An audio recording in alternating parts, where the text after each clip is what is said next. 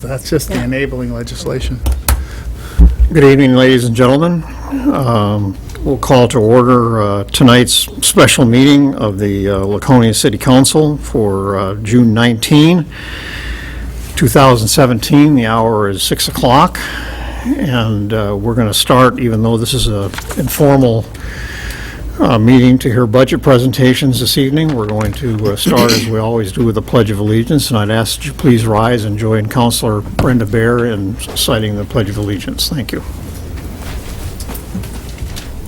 I pledge allegiance to the flag of the United States of America and to the republic for which it stands, one nation, under God, indivisible, with liberty and justice for all. Minutes to tonight's meeting are being kept by City Clerk Mary Reynolds, and I would have her note for the record that at the start of the meeting, 5 of the 6 councilors are present tonight. Only Councilor Bounds is not with us at this moment. So the schedule for tonight is to hear budget presentations from, in order, assessing, fire, public works, and finally administration and records. So we're going to start this evening with Assessor Deb Derrick, and we welcome you.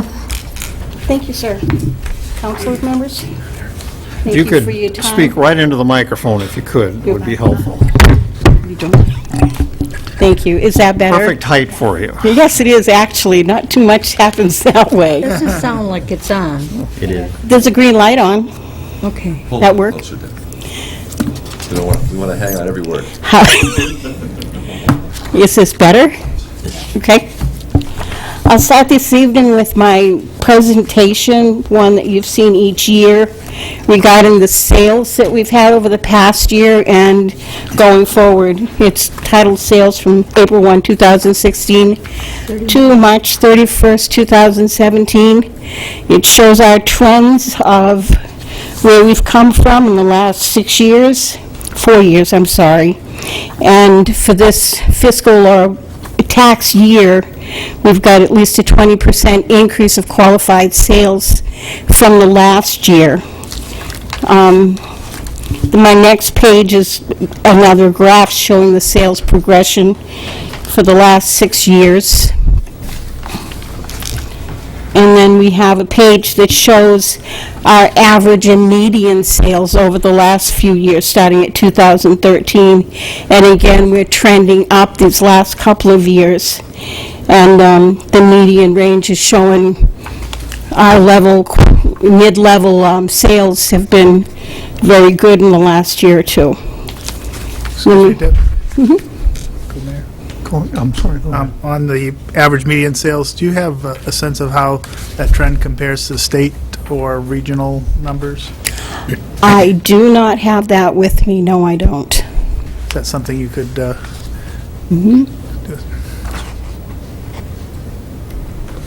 Yes. Do you have a gut sense?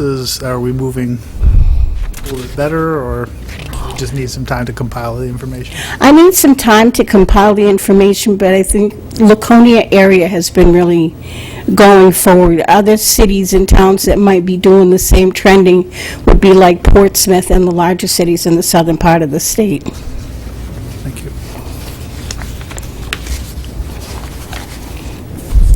We had some foreclosures this past year, just typical ones. There were 37, not too many.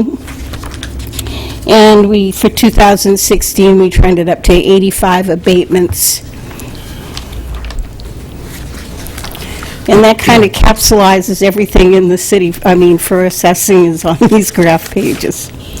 Our budget as a whole is level. We did reduce the budget this year by $12,000. What page are you on, Deb? Page 31 in your book.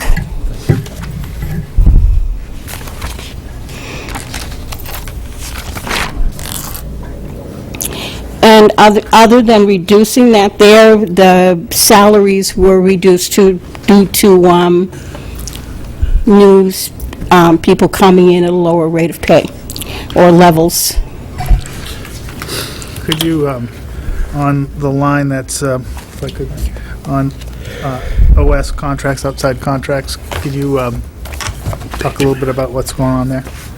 Well, we decided to take that out this year. We're not anticipating outside contracts. We've used those in the past to help us get values for commercial properties, review based on abatements and such, and to come in and do special appraisals for us.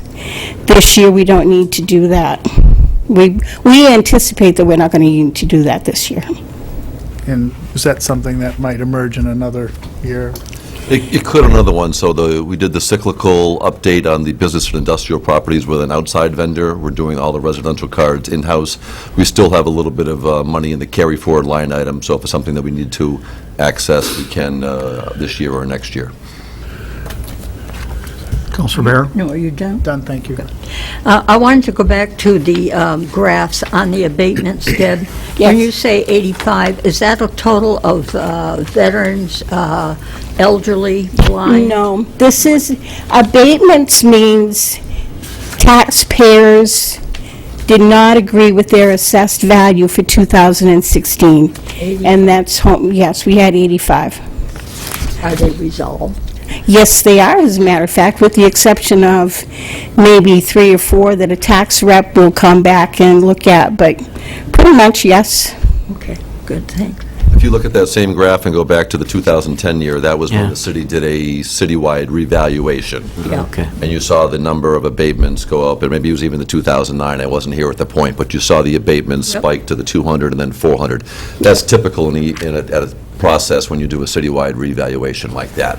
What we're focusing on now with in-house staff is doing 20% of the residential cards every year, whether they're through sales or through building permits, or they're just on our radar to go out and be targeting those neighborhoods. So of the approximate 7,500 residential cards, the goal in assessing is to make visits to 20% of those on an annual basis, and that puts us on the state schedule of doing a review of property assessment on a 5-year schedule, which is the recommended, and that would avoid the need of, so every year 20% of cyclical rolls into the numbers, keeps us current, and that avoids the need to be doing a full-blown reval every 5, 6, 7 years, not only for the cost, but for the angst that you can see that it concerns, and sometimes So we're doing a list and measure of 20% of the properties a year? Yes.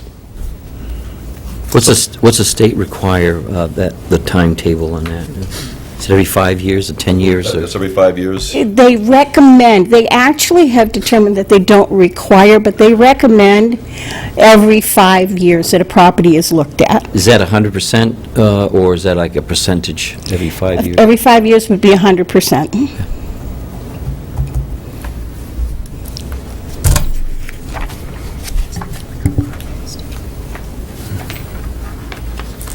So by doing the 20% each year, then that Yes. takes into that? Yes, and at the end of the 5 years, we would be able to, in-house, be able to tie that together and consider that as a full revaluation. Do you have a sense, either Go ahead. either you or the manager, in terms of our approach of doing this? Is that the way most cities are doing it now, or is that, is this a best practice that we're working under? Actually, there are a lot of cities and towns, like Nashua's not doing it. Other towns are working on it. Smaller towns are able to, an example, because it's close by, Meredith has one person, that's all she does, is she's out doing 20% every single year. And then the assessor there does, kind of like I do, each year he will pick and choose an area that needs to be adjusted and worked on and update accordingly. There are a lot of towns that when this ruling came out or just a suggestion came out, they haven't even touched them. So it varies for town and city. Some cities like us, Concord and Pewaukee, Rochester, and a couple other towns and city will do a statistical update like I do each year, and we're reviewing all the sales every single year, which a lot of towns and cities don't even do that. They'll wait until they want to do a full reval, and they'll just do it all at one time. Yeah, I guess the issue that we've had historically, when you do it at one time, if you don't hit the market right, you get Exactly. blip in 422. And I think those who've gone to the cycle of doing it on a 5-year Right. cycle have found out that takes some of the spiking out of you. You're never going to eliminate it completely, but it takes the spiking. I can't think of a seacoast town that recently went through a reval, and their number of abatement requests are in the many of hundreds right now, so it So, is a for challenge. example, right now, how would you define the 20% of the properties that will be relisted and measured this year, geographically? Geographically, right now, because of the changeover and all the help last year, we contracted to have KRT help us get up to date. So right now, they're working on about 1,000 parcels, finishing up for us the northern part of the city. So they've done parts of Roller Coaster Road, Parade Road, Meredith Center Road, Pickerel Pond Road. They're on their way to working all of Southdown, and then the upper parts of Lakeport will be done this year. We anticipate it will be finished with them in a couple of months.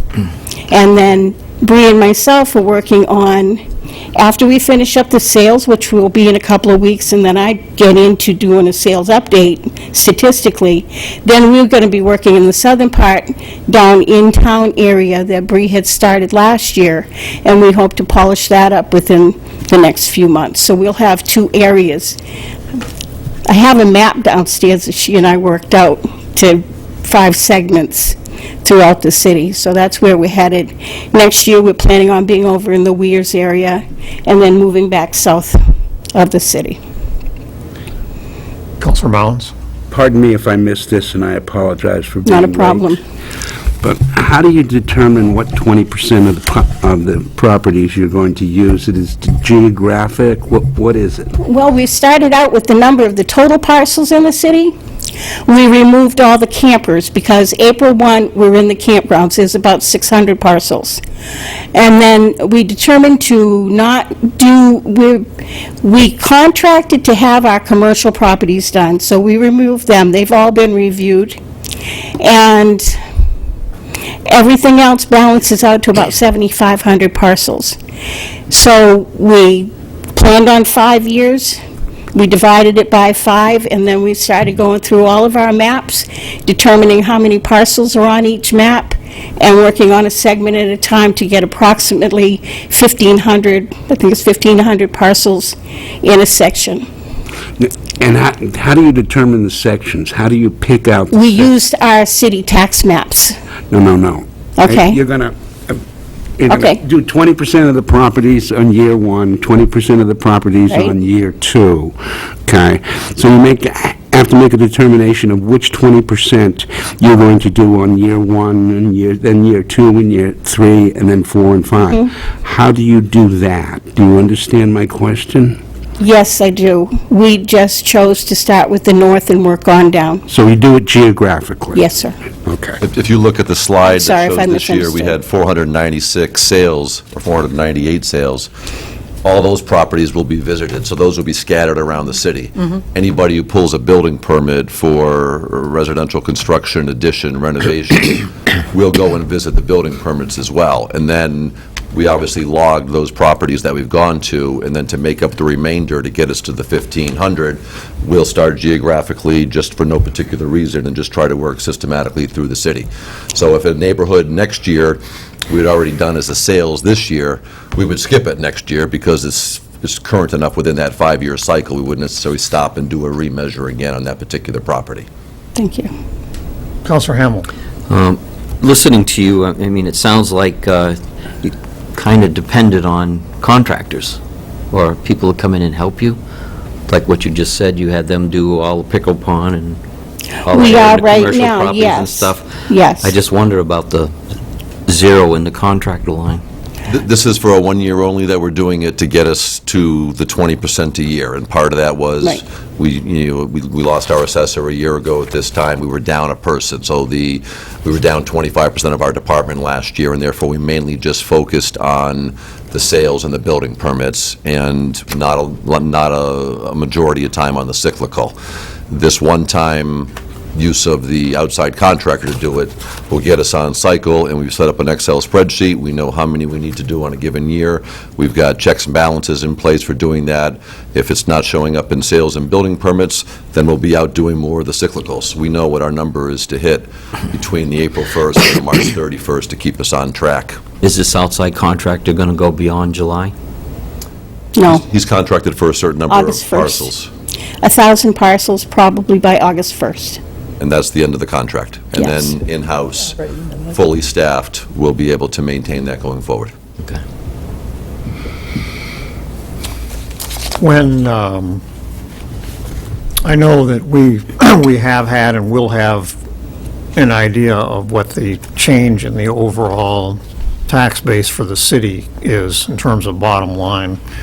But I'm wondering if you have anything you can offer in the way of observations about trends either in price ranges or geographically in the city in terms of whether any properties are actually depreciating or not individual properties, but groups of properties, or appreciating much slower than the norm. I can't say too much for much slower than the norm right now, because everything has sort of been selling and appreciating rather quickly in the last year or two, if I'm understanding your question. For example, waterfront properties this year for sales are tremendous, I didn't want to use that word today, of considerably over what their current assessed values are. Okay. There's money coming into the city, people are buying, there's hardly any inventory in Laconia for people to buy, the values are up there. As far as anything depreciating, not that I can say right now. Most of them have been pretty level and upward. Because we did have a fair amount of depreciation from obviously 2008, 2009. Yes, we did. To present. And the last year or so, it's steadily been increasing again. Okay, so if someone were to ask the question if property values are depreciating in Laconia, I would say no. they're not. No. Okay. Counselor Lippman.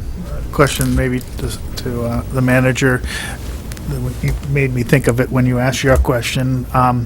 We had done some sort of forecasting in and around the prior couple of years on the assessed value, in terms of just trying to get a sense, not that it affects the budget, but affects the distribution within the budget in terms of the tax rate. Do you have a sense of, before we finish up the budget, will we have a sort of insight into where we're forecasting the assessed value of the city? We've chatted about that, and based on the 17 million in new construction value, that is what we've included for our basis for the tax cap calculation.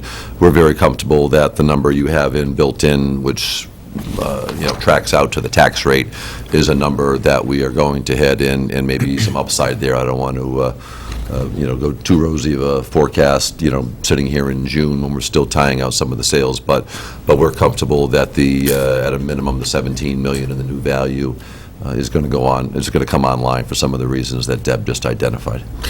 So just for maybe Councilor Bounds, who wasn't on the council at the time we worked on this, is, if the assessed value that we assume in the budget ends up being lower, it's not that the amount to be raised by taxes is increased, but the amount of the tax rate is higher. So what we're trying to do is get the tax rate as close as we can when we're, as well as the amount to be raised by taxes. And so we've done a better job on that in the last couple of years. And And that is a very inexact science, though, as I've shared with you many times. Well, it gets the cent to Concord, and they look at it, and this is what you got. we've been getting closer to the bullseye. Yes. Any other questions? Comments? Okay, thank you. Thank you very much for your time. For being here tonight. We'll move on to fire. Let's see, we have Chief Erickson and Deputy Chief Biondi here tonight. Gotta push this microphone up. Good evening, everybody. Thank you for the opportunity to present the budget this year. As you all have the document I gave out probably 3 weeks ago, and that was an informational document. I'm not going to go over that in tremendous detail. We do have a slide presentation that I just wanted to show. What's the matter? It's not coming on? It's a good thing I love cheating on you. There you go. So I will briefly talk, the first slide just talks about our mission, and obviously our mission is to save lives and property from fires, so when she gets it up, we can move beyond that. If you do have questions from the handout, please feel free to ask at any time. The next slide, which we'll talk about briefly, is our strategic goals. So I can talk over the strategic goals of the department. Excuse me. Should you refer to that or the other one? The other one. There you go. So you can go. Next, you can go. And we have our strategic goals. You can bring the whole slide up. So we want to improve incident response reliability and effectiveness, enhance firefighter safety through training, staffing, and response. Oh, okay. We want to maintain our low rate of injuries and lost time. We want to improve community involvement and preparedness, and we want to work to improve the city image and living conditions. Those goals have really not changed all that much in the last few years, with the exception of now we want to maintain our low injury rate, whereas before we were always working to lower it. We now have 4 years in a row where we have an extremely low injury rate. Probably 2008, it was $143,000 a year in lost wages and overtime, and last year it was $5,000. And a lot of that is attributed to what this council has done for us by increasing staffing. Our initiatives to meet those goals, obviously we're working to improve the conditions in the city through collaboration, and last year we started, we kept losing our part-time inspector. They would come in, they would get kind of frustrated, and it just wasn't working out. So we went to the code enforcement officer this year and said, would you be interested in working in the fire station 5 hours a week, which is about what we had appropriated for the part-time inspector. And by using the code enforcement officer, we increased the number of multifamily dwelling inspections significantly. The other thing we started doing is we're working in collaboration with the housing authority. So every time an apartment or a building becomes vacant that the housing authority subsidizes, and there's almost 800 in the city, we get in there right away and do an inspection, and the housing authority holds back any payment if the inspection doesn't pass. So we have much more compliance through that measure than we would if we had to go to court. We can take a landlord to court and be in court for months and months and months, whereas the housing authority basically says it didn't pass the fire inspection, we're not paying you. So we get really fast response. Subsequent problem with that is that the housing authority is asking us to do a lot of inspections of the same buildings because the turnover rate can be so high. However, with that, we've seen our fires in multiple family dwellings citywide drop 20% in the past 5 years. It was 36%, which is twice the national average, and we're down to 29%. So in a 5-year period, we've seen a significant drop, and we attribute it to the inspection process. Safety awareness for our senior citizens and our children is a critical component. Right now, 65% of all the people we take to the hospital are above the age of 55. Biggest age group right now is 80 to 85 years of age, and it's 18% of all our patients. So we know we need to try to focus as much as possible in making life better for them and making life safer. And over the past year, we average about 60 visits per year to senior homes. We go in there, install smoke detectors or change the batteries on smoke detectors. This year here, we're going to add carbon monoxide detectors to that process. We will do a safety analysis of their home, pointing out tripping hazards, something as simple as telling them to put the little rubber feet in the bottom of the bathtub so that they don't lose traction, or tell them to put rails on bathtubs. It is amazing the amount of times you'll see rugs that are turned up on the edge, and they just get used to it, and next thing you know, they've tripped and fallen. So we are trying to reduce the risk to senior citizens through those home inspections.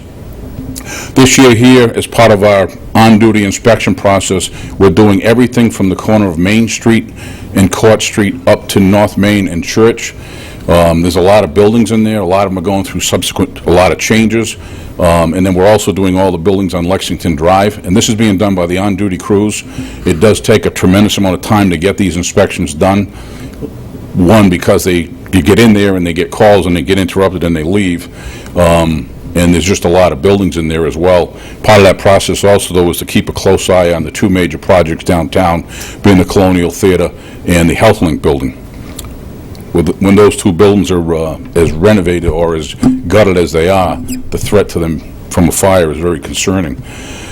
We're doing a lot of work on training on safer work practices, and with that, we've seen that drop in injuries. Chief Biotti and Chief Riley do a tremendous amount of training, not just physical training, but a focus on a culture of safety.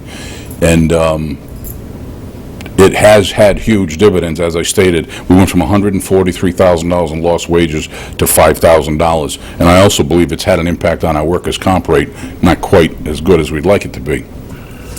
The Drug Recovery Coordinator, Brian Keys, has been working closely with LPD, Genesis, the Recovery Center in downtown Laconia, Dr. Rassicot's group through LRGH. He currently has 40 patients that he's dealing with. 19 of them are in 6 months compliance. So that's 19 of those people have not had any type of alcohol or drugs in 6 months. So that's really 19 people that are on the road to recovery. They're not calling 911. They're actually getting on to normal lives, having jobs. He has 6 other people that are actually working, have gone out and gotten full-time jobs. So this program's working very nicely. It's at a very, very minimal cost. And it is amazing the number of people that will contact Brian, whereas they are afraid sometimes to contact Eric Adams. And we actually have business cards. All the firefighters carry them on them. So whenever they're out in the ambulance and they run into a person that has this type of problem, they give the business cards, and these people are calling Brian for assistance. And sometimes it might be just as simple as him giving them a place to go or a person to call.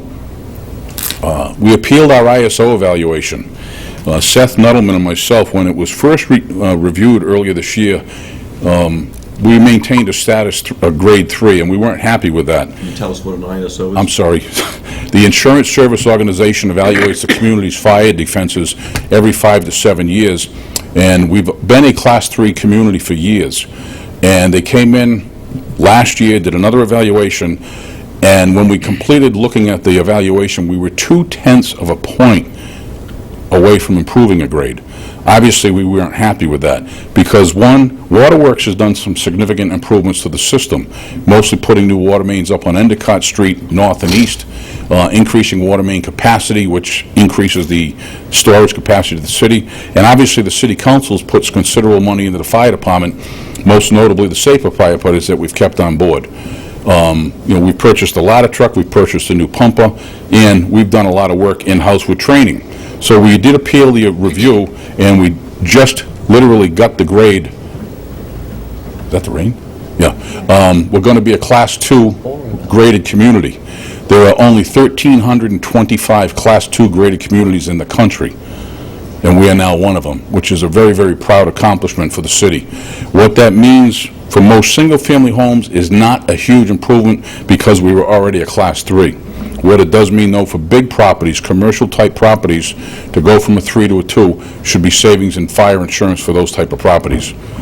We did also improve our evaluation for the northern area of the city that has no hydrants, in those areas outside the distance to the fire station, but if they are within 1,000 feet of a dry hydrant, they're going to see improvement in their fire insurance. So the money that we've spent on improving fire and water has a big impact on the community itself. The iPads, we purchased iPads for all the ambulances to improve efficiency. I think I have a misspelling up there. I apologize for that. It was taking 45 minutes to do a medical report. It's now down to 10 minutes. And Saved an E. pardon? You saved an E. How efficient he is. Didn't want to waste print. Well, next slide. So providing quality services makes Laconia a better place to live and work. We obviously, I think we have the best outstanding EMS service there is in the state. At any given day, we can put 3 ambulances on the road. We have 3 to 5 paramedics on duty every given day. Whether it's cardiac patients, overdoses, STEMI transfers to Concord for cardiac catheterization. The firefighters do an absolutely outstanding job, and they're maintaining a 90% survival rate on the cardiac catheterization to either Concord or to CMC. Thank you. We do outstanding emergency planning, and I think that's very visible when it comes to Motorcycle Week, Pumpkin Fest, improving our insurance rate, all the things that go on throughout the city on a daily basis, including inspecting our buildings and setting up response plans for emergencies. We do a phenomenal job of that. We obviously now have an ISO 2, which is an outstanding fire insurance premium, and that's a big selling point to businesses looking to locate to Laconia. In my opinion, the difference between this city and some of the area towns, most area towns are 5 and 6 rated communities. We are a 2. If you're looking to open a business of any type, that is a big operational budgetary consideration. We have good response times, which I'll show in a minute. We have good suppression capabilities. We could be better. We have good fire prevention and enforcement. We could be better. We definitely need to improve on health inspections as well as fire prevention inspections. And I think we have very good leadership and we have very good community involvement from the fire department. Chief? Yes. Before we go on, the manager, if that's okay? Go ahead. Just on the ISO Yes. 2 rating, do we have a plan to sort of, not just say that once, but to make that more visible to? Absolutely, yes. We'll be sharing that with staff at staff meeting on Thursday this week and be putting it out so when people are talking to businesses, that's definitely a big selling point, as the chief has indicated. Justin Slattery at BEDC ought to know that as well as the at DRED. Before we started, I wanted to make sure that the city council heard it first before we really started going out there and advertising it, so to speak. Because that grade has a significant part of what this city council is doing for the fire department. So I'd like to talk about our firefighters. They're adaptable, reliable, they're innovative, they're dedicated, they're committed, and they're tenacious, and that's what makes them so good of the firefighters. If it weren't for Chief Biotti and I, sometimes we have to pull them out of burning buildings because they don't want to give up. We have one firefighter this year who's on his 11th consecutive year in a row with perfect attendance, and that's Chris Bodwin. And I just have to point that out because that's pretty remarkable in this business. It's really remarkable in any business, but 11 years in a row where he has not missed a sick day. So, we usually average between 12 and 15 firefighters every year with perfect attendance, but there's 5 or 6 others now that are on their 3rd year, 4th year, 5th year, but Chris Bodwin, 11 years in a row. We build relationships throughout the community. We have a phenomenal relationship with Laconia Police Department, working hand in hand on the drug issue, working hand in hand on a lot of other issues that go on throughout the course of the day where we need to assist them when they need to assist us. The Housing Authority partnership has really turned into a great way to get the city safer. I don't think we're doing much from our side of it, making it look better, but we really can't go into a landlord and say, paint your building. We can just go in there and tell him to make it safer and fix his problems. The Partnership for Public Health, we work with them very closely, dealing with health-related issues. Lakes Region Partnership for Community Services is another one. The community room that we built on the fire station, I know when we had proposed that building to the city council, part of that effort was to open that community room. Last year, we had 175 people or organizations, non-fire department, use that facility. So the public's getting in there quite a bit, and it's a great way to reach out to the community. Obviously, we do school visits mostly during Fire Prevention Week, and then we have our relations we build with Pumpkin Fest and Motorcycle Week. The response matrix, considering the workload, how it keeps going up, our response times stay very, very good. In the built-up area, we're doing 4 minutes 67% of the time, 6 minutes 89% of the time, and 8 minutes 95% of the time, an average response time of 4 minutes and 41 seconds. That's predominantly Wards 2, 3, 5, and the northern end of Ward 4. For me to use the districts that we use, I said, you know what, I'll tell them the wards, because they know the wards a lot better than they do the fire districts. Where we're not as good as in the rural areas, we're at 4 minutes 32% of the time, 6 minutes 63% of the time, 8 minutes 83% of the time, and 10 minutes 93% of the time. And there's really nothing we can do to fix that, with the exception of adding another fire station. And relatively speaking, the call volume in the northern end of the city right now does not justify that. It was always something I had put into the plan, third fire station, but still, in the northern end of the city right now, it's about 200 to 250 calls a year in that end of the city.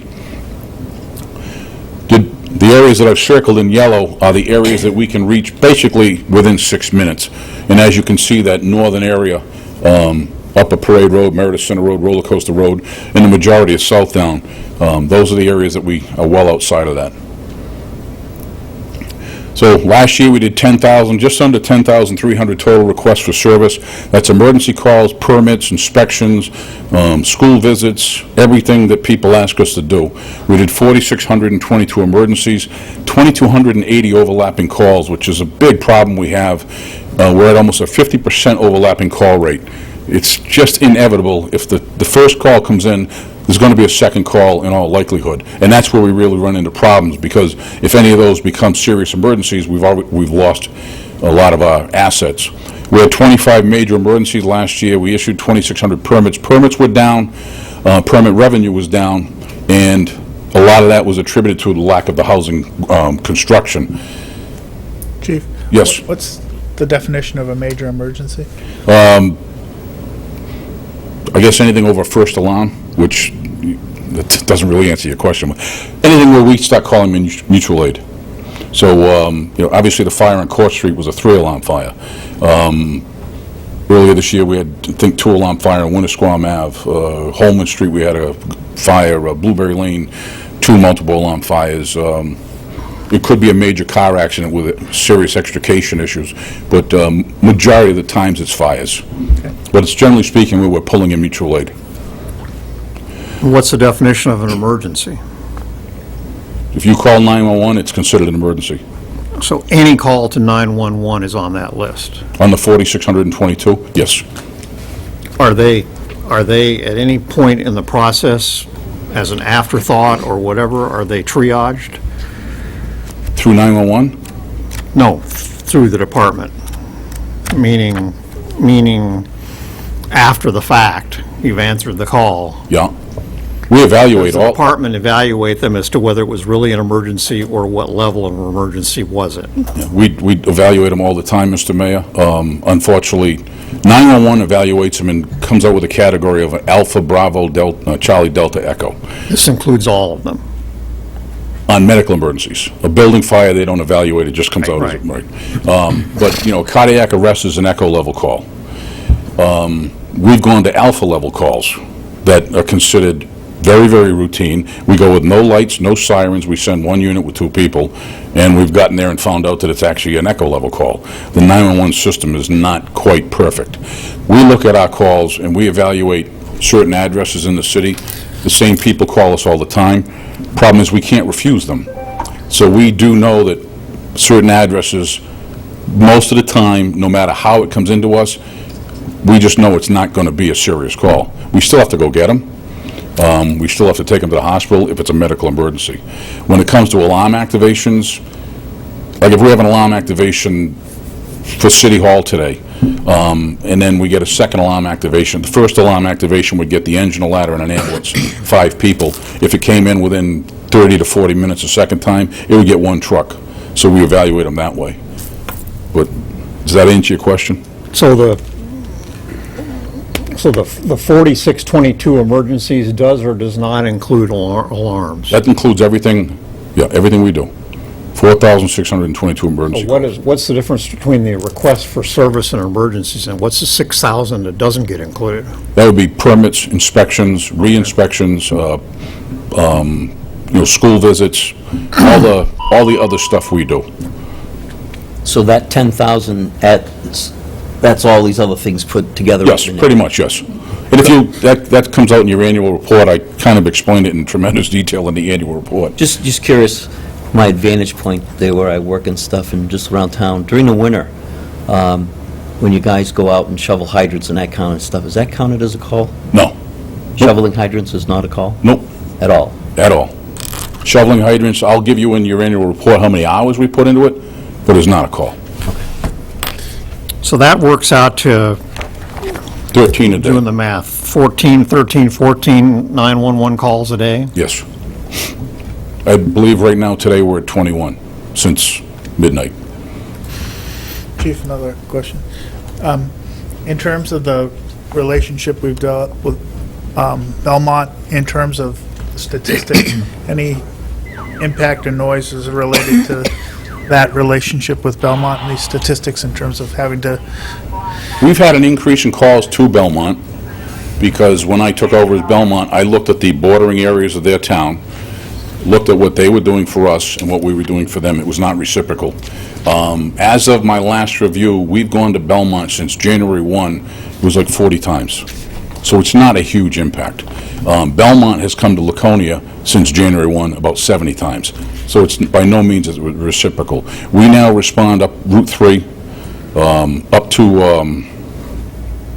I can't remember, up by where the Irving Mainway is on 106, and then up 107 towards, excuse me, I can't shut that off. That's a weather alert, sorry. There's thunderstorm coming. raining. So yeah, we've increased the calls to Belmont, but it is not even close to how many times they come to Laconia.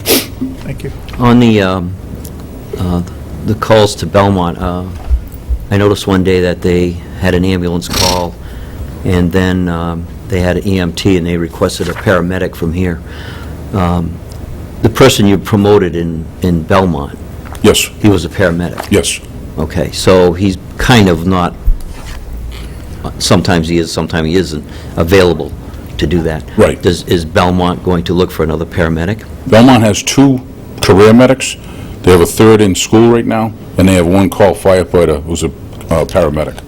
So, Because, the arrangement was for administration with Belmont. So, I mean, if they're down a paramedic and we're sending ours, we did that long before the...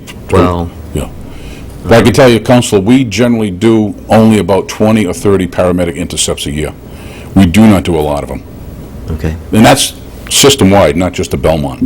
We do not do a lot of paramedic intercepts. So Belmont, again, they have the captain who's working a 5-day-a-week, 1 firefighter paramedic on shift, there's 1 firefighter paramedic in school, and then they have a call firefighter. So we don't go there a lot for paramedic intercepts. I can tell you that they saved a 16-year-old man's life, though, 16-year-old boy's life, off of Lad Hill Road. He dropped dead in the shower. He had a congestive heart defect. No one knew about it. And the first person there was the off-duty paramedic who had just left the hospital, and then the Laconia captainship and Chris Bowden were there, and they literally defibrillated him, started drugs, and then the Belmont ambulance got there, and, they saved a 16-year-old boy. So we did 673 inspections by the duty crew, 132 multifamilies, 106 places of assembly, 223 health inspections, 4,800 hours of training, and 684 people went through some form of public education. Fire loss, unfortunately, we still have one of the highest rate of structure fires per capita in the state. However, it's down in multifamily dwellings. We average 63 fires a year in buildings. 28 of those on average require additional resources, and we go through about 500 reported fires a year of all types. In the last 5 years, we've had 136 people displaced, 19 injured, and 1 fatality. This is the thing that really bothers me the most, though. I drive around and see where we've had homes that have burned, and we can't get them to be done. They're not fixing them. There's 41 destroyed, vacant, or abandoned homes in the city right now. That decreases value to obviously the property. It decreases value to the neighborhood. It increases the threat for crime. We have a particular building on Guilford Avenue that the police are in frequently. We've been in there for drug overdoses, and, we constantly are in touch with the landlord to secure the building. He secures it, and unless he's there constantly, they break in and they're living there. And that's happening in a couple other buildings throughout the city. but over the 15 years that we've lost these 41 homes, it adds up to city taxes about $486,000 in lost revenue, and it's about a $44,000 annual loss that continues this day. And it's frustrating because, if we can get there and put the fire out and keep it small, then it's, obviously they repair the property. If we can't get there and keep the fire small and that property has substantial damage, we've had, I think, 12 that they've torn down. And then they just leave a vacant lot. And I don't understand why they don't at least come back and put a building, because most of these are rental properties. Just to show you where the serious fires are, since I've been here, since 2001, the red dots all reflect the fires, and you can see the green line. I apologize, it's not brighter, but that reflects also our 6-minute response time, so you can see that we are lucky that we get to our fires fairly quickly because they're in the downtown area. And finally, we are probably the most efficient fire department in the state. I'm glad I spelled that word properly. When you look at, and this is in your handout, but when you compare us to Portsmouth, Dover, Salem, and Derry, they're twice the size of Laconia almost. They have almost a $3 million more in budget. They have 26 more firefighters. They average 15 firefighters on duty a day, and they only generally do one more call per day than Laconia. Their calls per residence are much less. Their building fires are substantially lower, 3.9 per thousand for us versus their 1.36. And then their cost per capita, which is based on $10,000 or $1,000 in property assessment, is higher than ours, and their cost per home is significantly higher. So I bring that up to point out that we do a great job for the city, and we do it at a relatively good cost. And with that, I'd like to end the slide presentation. I'll let Mary do that. No, actually just leave it there in case they want to, Mayor. if they had any questions. So, Go ahead. Scott, maybe I'll direct this one to you. In terms of the reserve fund that we set up to cover the cost of the, what is... the safer Safer firefighters. firefighters. Can you just brief us where we stand with that and how, in terms of where we are, in terms of absorbing that increased cost? Yes, as we indicated, when we set that reserve up, the plan was to run that money out over a short period of 2 or 3 years, so we're in the final year. If you turn to page 4 in your budget book, you're looking at the other revenues the city receives, so you have non-property taxes and motor vehicles and all that type of stuff. If you go down and look at line 59, you can see that we used $60,000 out of the fire staffing stabilization account last year, and the remaining $85,000 is coming out this year, so that will drain that account. And we have, the plan was to build into absorbing those positions, and we're at that point. Incrementally, we were trying to step it in, so it wasn't a several $100,000 impact, so that's the last $85,000. So in essence, next year, we'll have to find $85,000 within the overall budget to replace what is a one-time revenue that's going away. And that's the only impact remaining of those firefighters in this budget is $85,000. The rest of it, But is hasn't built the in. cost of the 4 increased over the years? It has, just with general cost of salary and benefits, absolutely. And that 85 is going, It's coming in as a revenue to offset the amount that needs to be raised by taxes.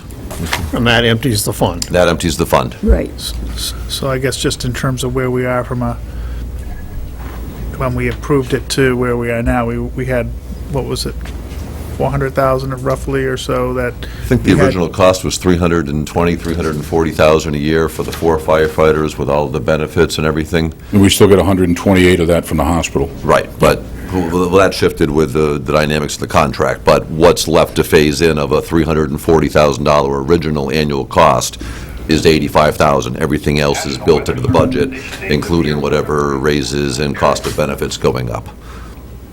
And we're comfortable we can...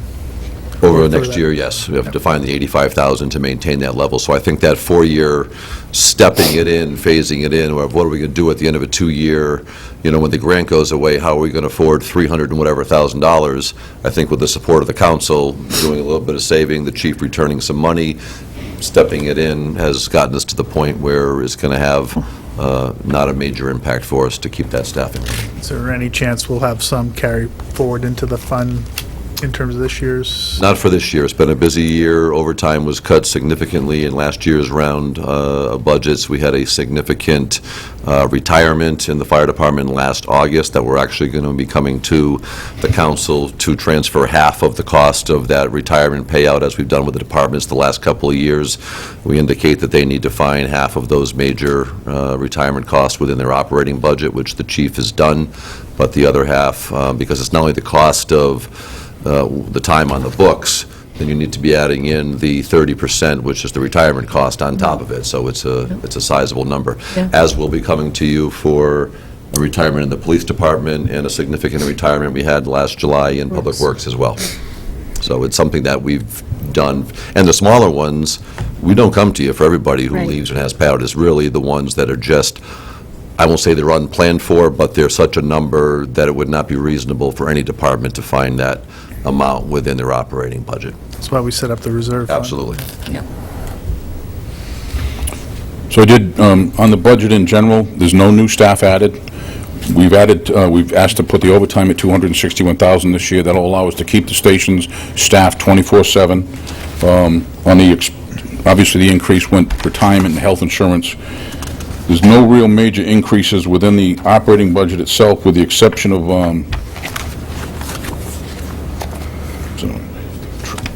added a few $1,000s to protective clothing. We're falling behind in our cycle of replacing protective clothing, and we need to step that up.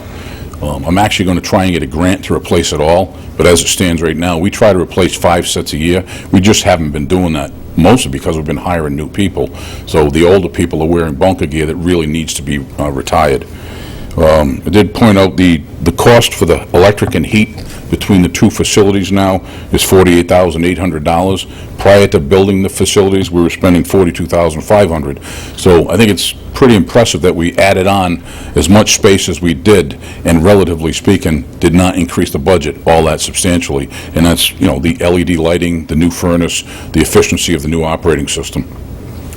How's the building itself holding up? Fantastic.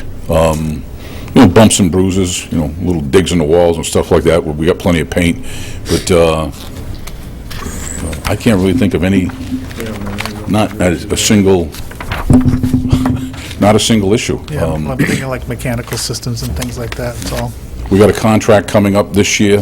It's added into this year's budget to bring in, I can't think of the name of the company, but it's the one that does all the city buildings, to have them look at, I I can't, know what you mean. yeah, but they're gonna do the HVAC annual maintenance for us, because it'll be 4 years old, believe it or not.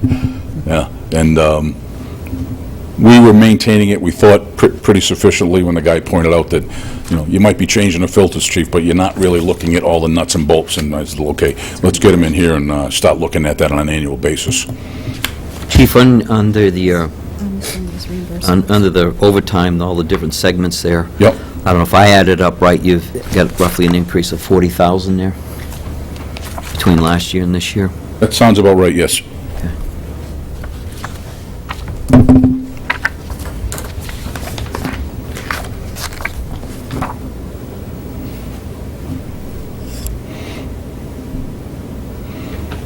So the bottom line, if I'm reading that right also, your total budget is up by about 170? If you go down to, way down the bottom? Yep. Correct? Yeah, and that includes the 1% pay raise they get July 1st, the percent they get January 1st, and then there's the increase for the paramedics. And all of that is already factored in. Almost 100,000 of that was from the retirement system increase. If you go back up to the last line under the salaries, last year retirement was $695, and this year it's $780, and as you know, is something that hits every 2 years, and we saw a similar number when we had the police budget a couple weeks ago for Group 2.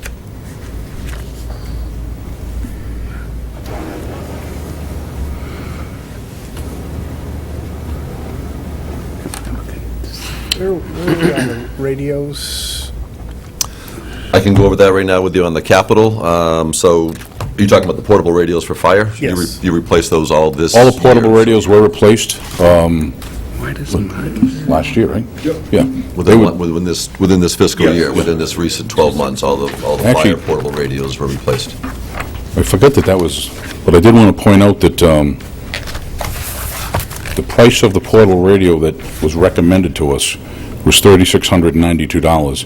The price of the portable radio that we purchased was $1,391. I remember there was a counselor who said, we don't need the Cadillac of radios, we need a good working radio, and we went out and we got a good working radio. I'm looking all around the room here. For a lot less money. Yes, and we replaced them, but we've got good quality radios, and we were able to get everybody on the same new technology, and they're all working, and all communicating well. Question on the, I know between the fire and the police are looking to put in the digital system. Is it not the digital? Not a repeater system. Repeater system, which is digital, correct? Or not a digital, Microwave? microwave. Thank you. I'm going to defer to Assistant Chief Biotti, because he's much more on tune with that than I am. So, Where are we on that, as far as looking into it? Nowhere? No, we tried for 2 grants for it through the state. We applied for one, lost that one. We actually got some pretty significant help to write the second grant, hoping that that would give us that boost we need, and we did not get that one either. So we're really no closer at this point to where we were before.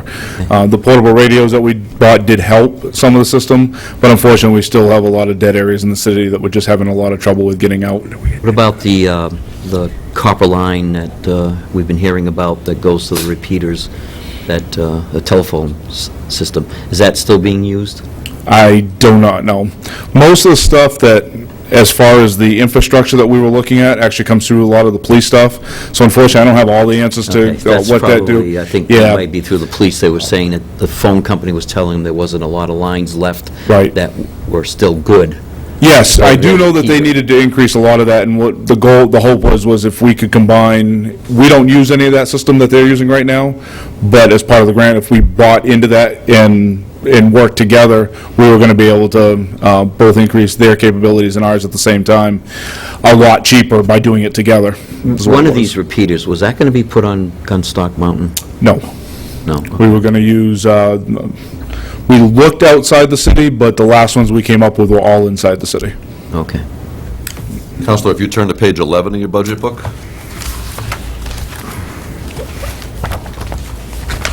And if you look at the column on the left under the current fiscal year's capital outlay, under the police line item, you'll see radio tower upgrade. So the council did fund $100,000 that will be carrying forward once this fiscal year closes.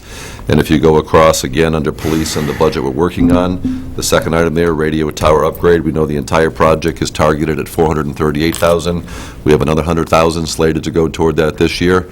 So we're working towards halfway there, and we're still continuing to look for grant opportunities, but through 2 budget cycles, we're on target for half right now.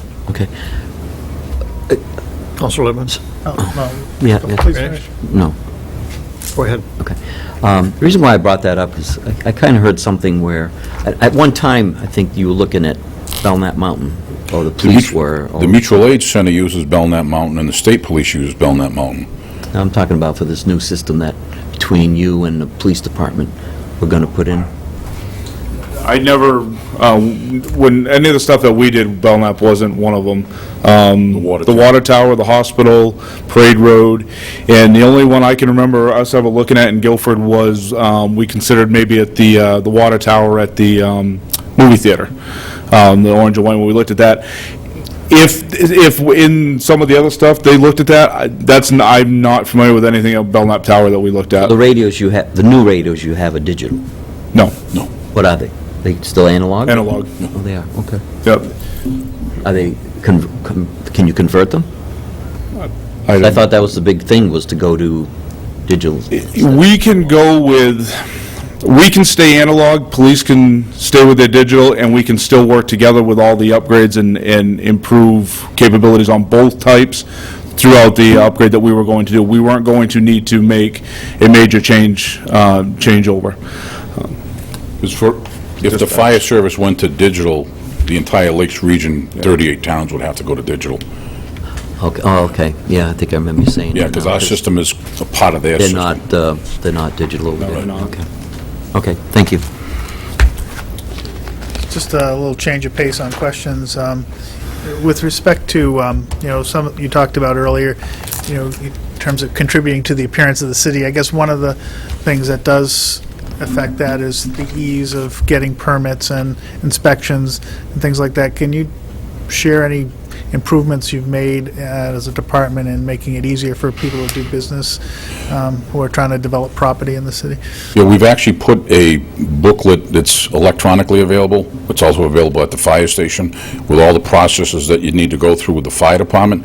The city put together the same booklet, and Deputy Rappo actually kind of streamlined that booklet, again, for people to look at that booklet. We actually just completed a fire prevention regulation book that we hope to put online. It's inclusive of not just city requirements, but it's kind of all-inclusive of the common questions we get asked. As an example, I own an apartment building.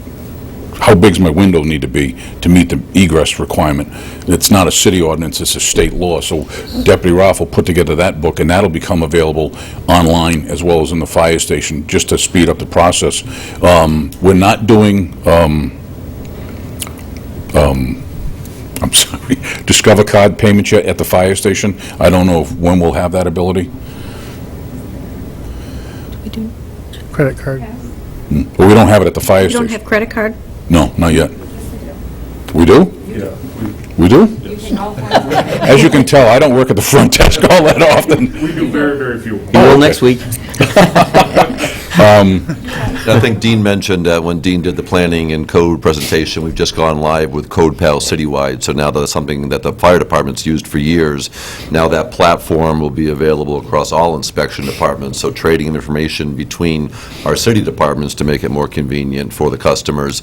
Sign-offs can happen electronically, not have to go in and pass the paper from building to building. As soon as somebody takes their iPad or their tablet or whatever the platform is, they hit a Wi-Fi hotspot in the field, it uploads, or they can come back and sync in if they don't have a Wi-Fi hotspot and sync back in, and that streamlines it. And the customer can go to any place, be able to see what the outstanding bill is, and pay with one check or one credit card in one location that they used to have to make multiple stops and say, now you have to go here and write a check, now you have to go here and write a check, and Donna's got that track, so we still allocate those revenue receipts to the appropriate department, but it can happen all on one platform in one location now.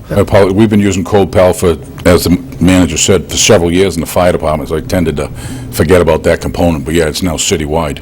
That'd be good, I think, to reinforce in our weekly newsletter in terms of availability. of Nice that. feature about CodePal too is if Deputy Rappo is out doing an inspection, and he can instantly look at it and see, does something need to be notified to assessing? Is there a violation that's already been issued by the building inspector that is still outstanding? So it's all one stop, so to speak. Is water plugged into that as well? They were working on it. I don't know if they've They've been involved at the edge. We've definitely got the plumbing, the sewer, the driveway permits, I think, are tied in with Public Works. I'm not sure we're 100% with water yet. Councilor Hamel? The agreements we have with Belmont and Guilford, I know they're working pretty well, or very well. We don't have any agreement. Well, Just normal mutual aid? yeah, well, if we have a fire, they come and Yeah. that kind of thing. Do you think that would cause the other two towns, to maybe not look at staffing levels as much as they should, or putting on more people because they know that we're going to Actually, go, and I know they come here too. Guilford has just put on 2 additional people on a rotating day shift, so they've increased their staffing. And I know Belmont is anticipating, Belmont is anticipating putting on 2 additional people so that they can go to 3 people around the clock versus 3 during the day at 2 at night. And Guilford, 3 at night, right? Guilford is now going to have 4 during the day, 3 at night. Yeah. 4 during the day, 3 at night. So Guilford has increased staffing this year. So they only had 2 what at is- night? No, they had 3 around the clock. Okay. And now they're going to have 4 during the day and 3 at night. So they've added how many people to the staff to do that? They've added 2 people to the staff to do Three that. firefighters? 2 firefighters they've added. And it's on a rotating day shift. They're working 4 days on, 4 days off on a rotating cycle. So that basically, 7 days a week, there's 4 people in the firehouse. So they're going to have 4 and 3 instead of 3 and 3. Yes, yes. So, and we, part of the ISO report that really made a huge difference was that automatic aid that we implemented. I mean, I implemented it years ago, but when we added Belmont automatically, we're getting 2 to 3 firefighters from Belmont automatically, 2 to 3 firefighters from Guilford automatically on any report of a fire in the city of Laconia. So we're pulling in basically 2 more engines and 6 firefighters. That boosted our, the big formula they use for staffing, it boosted our on-duty staffing to 10, even though we only have 9, by using automatic aid. And then they gave us credit for off-duty response, so that increased our reliability factor when we go to a building fire. And that was one of the key factors. And another key factor that really had a major role in this was the constant staffing. They don't have to come up with this elaborate formula to figure out, are you running down night, day, Saturday, Sunday, Monday, Tuesday? We pretty much try to maintain that 9 people staffing, and it was easy to show them that we do that, and that also had an impact on that ISO rate. From a budgetary standpoint, do we have a contingency plan based on what ends up happening on the hospital contract? We've been working on that diligently, daily. Myself, Chief Biotti, Chief Riley, the city manager. We have, I think, a very solid plan in place, and I really don't want to go into too much detail. Hoping by the end of this week, or definitely by next Monday's meeting, that we'll be able to share some specific details with you, or at least some broadly specific details. But I think, I can tell you right now that I think I'm comfortable where we're at with what's proposed within the fire budget for where I think we'll be moving that contract forward. Okay. So if I'm hearing you correctly, what you're saying is that by the time we get to voting on passing the budget, we'll already know exactly where we stand on the hospital Yes, contract. that's my desire, yes. And just so I'm clear, based upon your the negotiations with the hospital, the numbers that we're looking at right now, you're comfortable with in terms of the upcoming year? Yes. Okay. Counselor Ham? When you do a retone to re-man the fire stations, how many people come in? I mean, if there's 20 out there, did 20 come in? No. Or, I mean, Generally speaking, 2.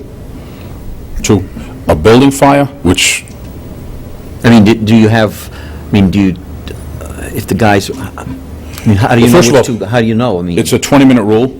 If you can't be here within 20 minutes, you're not eligible to come in. Okay. So anybody that doesn't live within the immediate area of Laconia, Belmont, Guilford, or Meredith can't come in. But historically, looking at the numbers on a recall for station coverage, we average 2 people. at And- both places or just one? No, just one. And that's generally when we're looking for station coverage. We're just trying to get a truck restaffed. And, it's usually short-term. We strike an alarm for a building fire, the other morning at 4 in the morning when they struck an alarm for Court Street. Everybody knows that address, and 8 Yeah, 8 to 10. 8 to 10 off-duty firefighters came in fast. Because they know that address, and they know we're going to need help. So, they don't take advantage of the system. If I do a recall on a beautiful day, we might not see anybody. Matter of fact, we did a recall this morning during the storm. Nobody came in. So it is hit or miss, but generally speaking, it's 2 people on a station coverage recall. Any other questions or comments? Okay, thank you both. Thank you all very much.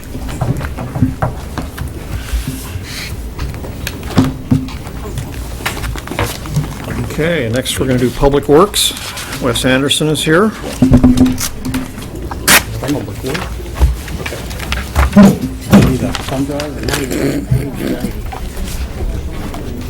He always ends up being the one that has to change the water. It's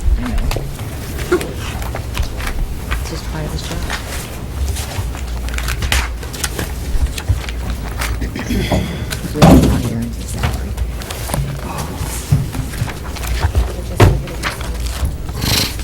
And all of the responsibilities. Okay. Okay. In that water. Okay. Got the lights on.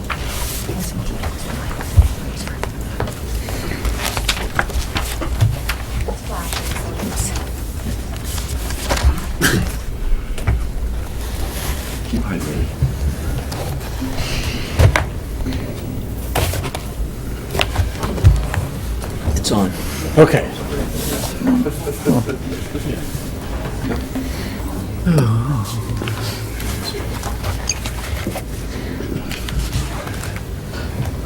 Okay, the agenda for tonight's presentation, I'm basically going to cover the operational aspect and then the capital aspect of each one of the funds, and then go over some other actions for the upcoming year. From the general fund standpoint, what I'm really looking at is saving funds in certain areas to relocate to other priorities. Our biggest cost really is associated with snow removal operations. So we're looking for what we can do there to save dollars. And basically, we're converting all of our dedicated salt trucks to slide-in salters. We actually started it this fiscal year and anticipate completing it next fiscal year. And then we have the brine sprayer system in, and we're still learning with it, but we expect to be more effective with it next year. Street sweeping was moved in-house. That saved about $9,000. Only time we use contract now is for when we're out at Motorcycle Week. And then LED street lights. As of about 11 o'clock, they finished the last light that they had up there, so they're 100% in the city. And they're working on the documentation for payment and to get everything over to Eversource to start the, That include the new lights on Lakeside Avenue? that's a metered system, so it's not even part of the ledger. It's a meter what? There's two systems really for streetlights in the city. They're the ones that are on the ledger. You connect it directly to the Eversource's grid, and you pay based off of some rate. All the ones at Lakeside and the ones downtown go through a meter like on your house, and then connect to the grid. So we pay for Lakeside based off the meter, those new decorative lights that we installed. Downtown and Lakeside is based on actual usage. Right. Everybody else is on a flat meter rate that's set for... But when you said 100%, does that mean all the lights, including downtown and Lakeside, are now LED? All the ones that we were on the ledger are 100%. So the new lights we got at Lakeside were... LED. that they were installed. I don't know that the ones downtown Weren't. are LED. So the decorative lights downtown are the old style and not LED. The new lights on Lakeside are LED, and every other one that was on a telephone pole citywide is all LED. Okay, thank you. Lakeside Ave is LED? Yes. Yes. On the new programs we're using some of the money for is basically core sampling, material testing services. I can take a core sample of the asphalt pavement. I don't have the capability of doing the material that's underneath it. This will give us that ability to determine what is underneath the road, what can we realistically do to it as part of the pavement management system. We've completed basically the Frank Bean burn dump project, so we're now in the stage of doing the groundwater monitoring requirements, which, as it sits right now, is a 30-year program that we'll be paying on constantly the costs associated with that groundwater monitoring. Depending upon how that goes, it'll reduce over time as less monitoring is being done. We have some new increased funding level programs. We've got to get our retroreflectivity program going. That basically means that the signs have to be able to reflect directly back to the driver. That is a statutory requirement. We'll talk a little bit about that later. We also see increased costs on our traffic signal maintenance, and we're going to take the opportunity where it makes sense, where we're redoing road surfaces to put bike lanes on at a lower cost, basically the price of paint. Tree removal and in-house drainage repairs are the other two. Can you elaborate on the drainage repairs, what you're referring to there? We typically will replace culverts, so that money goes into the cost that we have to do of buying the culverts that we're replacing, and it'll give us more ability to do it. It's separate from the contract replacement of culverts, which comes out of the capital program. Basically, the Retroflectivity requirement dates back to 2007. It's a requirement that was imposed upon us as part of the update to the manual uniform traffic control devices. It basically says we have to have a method to meet the statutory retroflectivity requirements. And basically, for small organizations, small cities, towns like us, they've all gone to one, so they replace it at a specified age, so we don't have to spend the dollars associated with testing all the signs. We just replace it at a certain time frame. On the solid waste side, that's the rest of the operational program for the general fund. Guilford is, of course, opening its own transfer station. Last discussion I had with my counterpart over there, they think April or May it will open up, so basically we'll have 1 quarter's impact. Our initial analysis that for a year it's $45,000 impact on our budget. So if it does open in the April-May timeframe, we're probably somewhere in the neighborhood of about $11,000 reduction in revenue.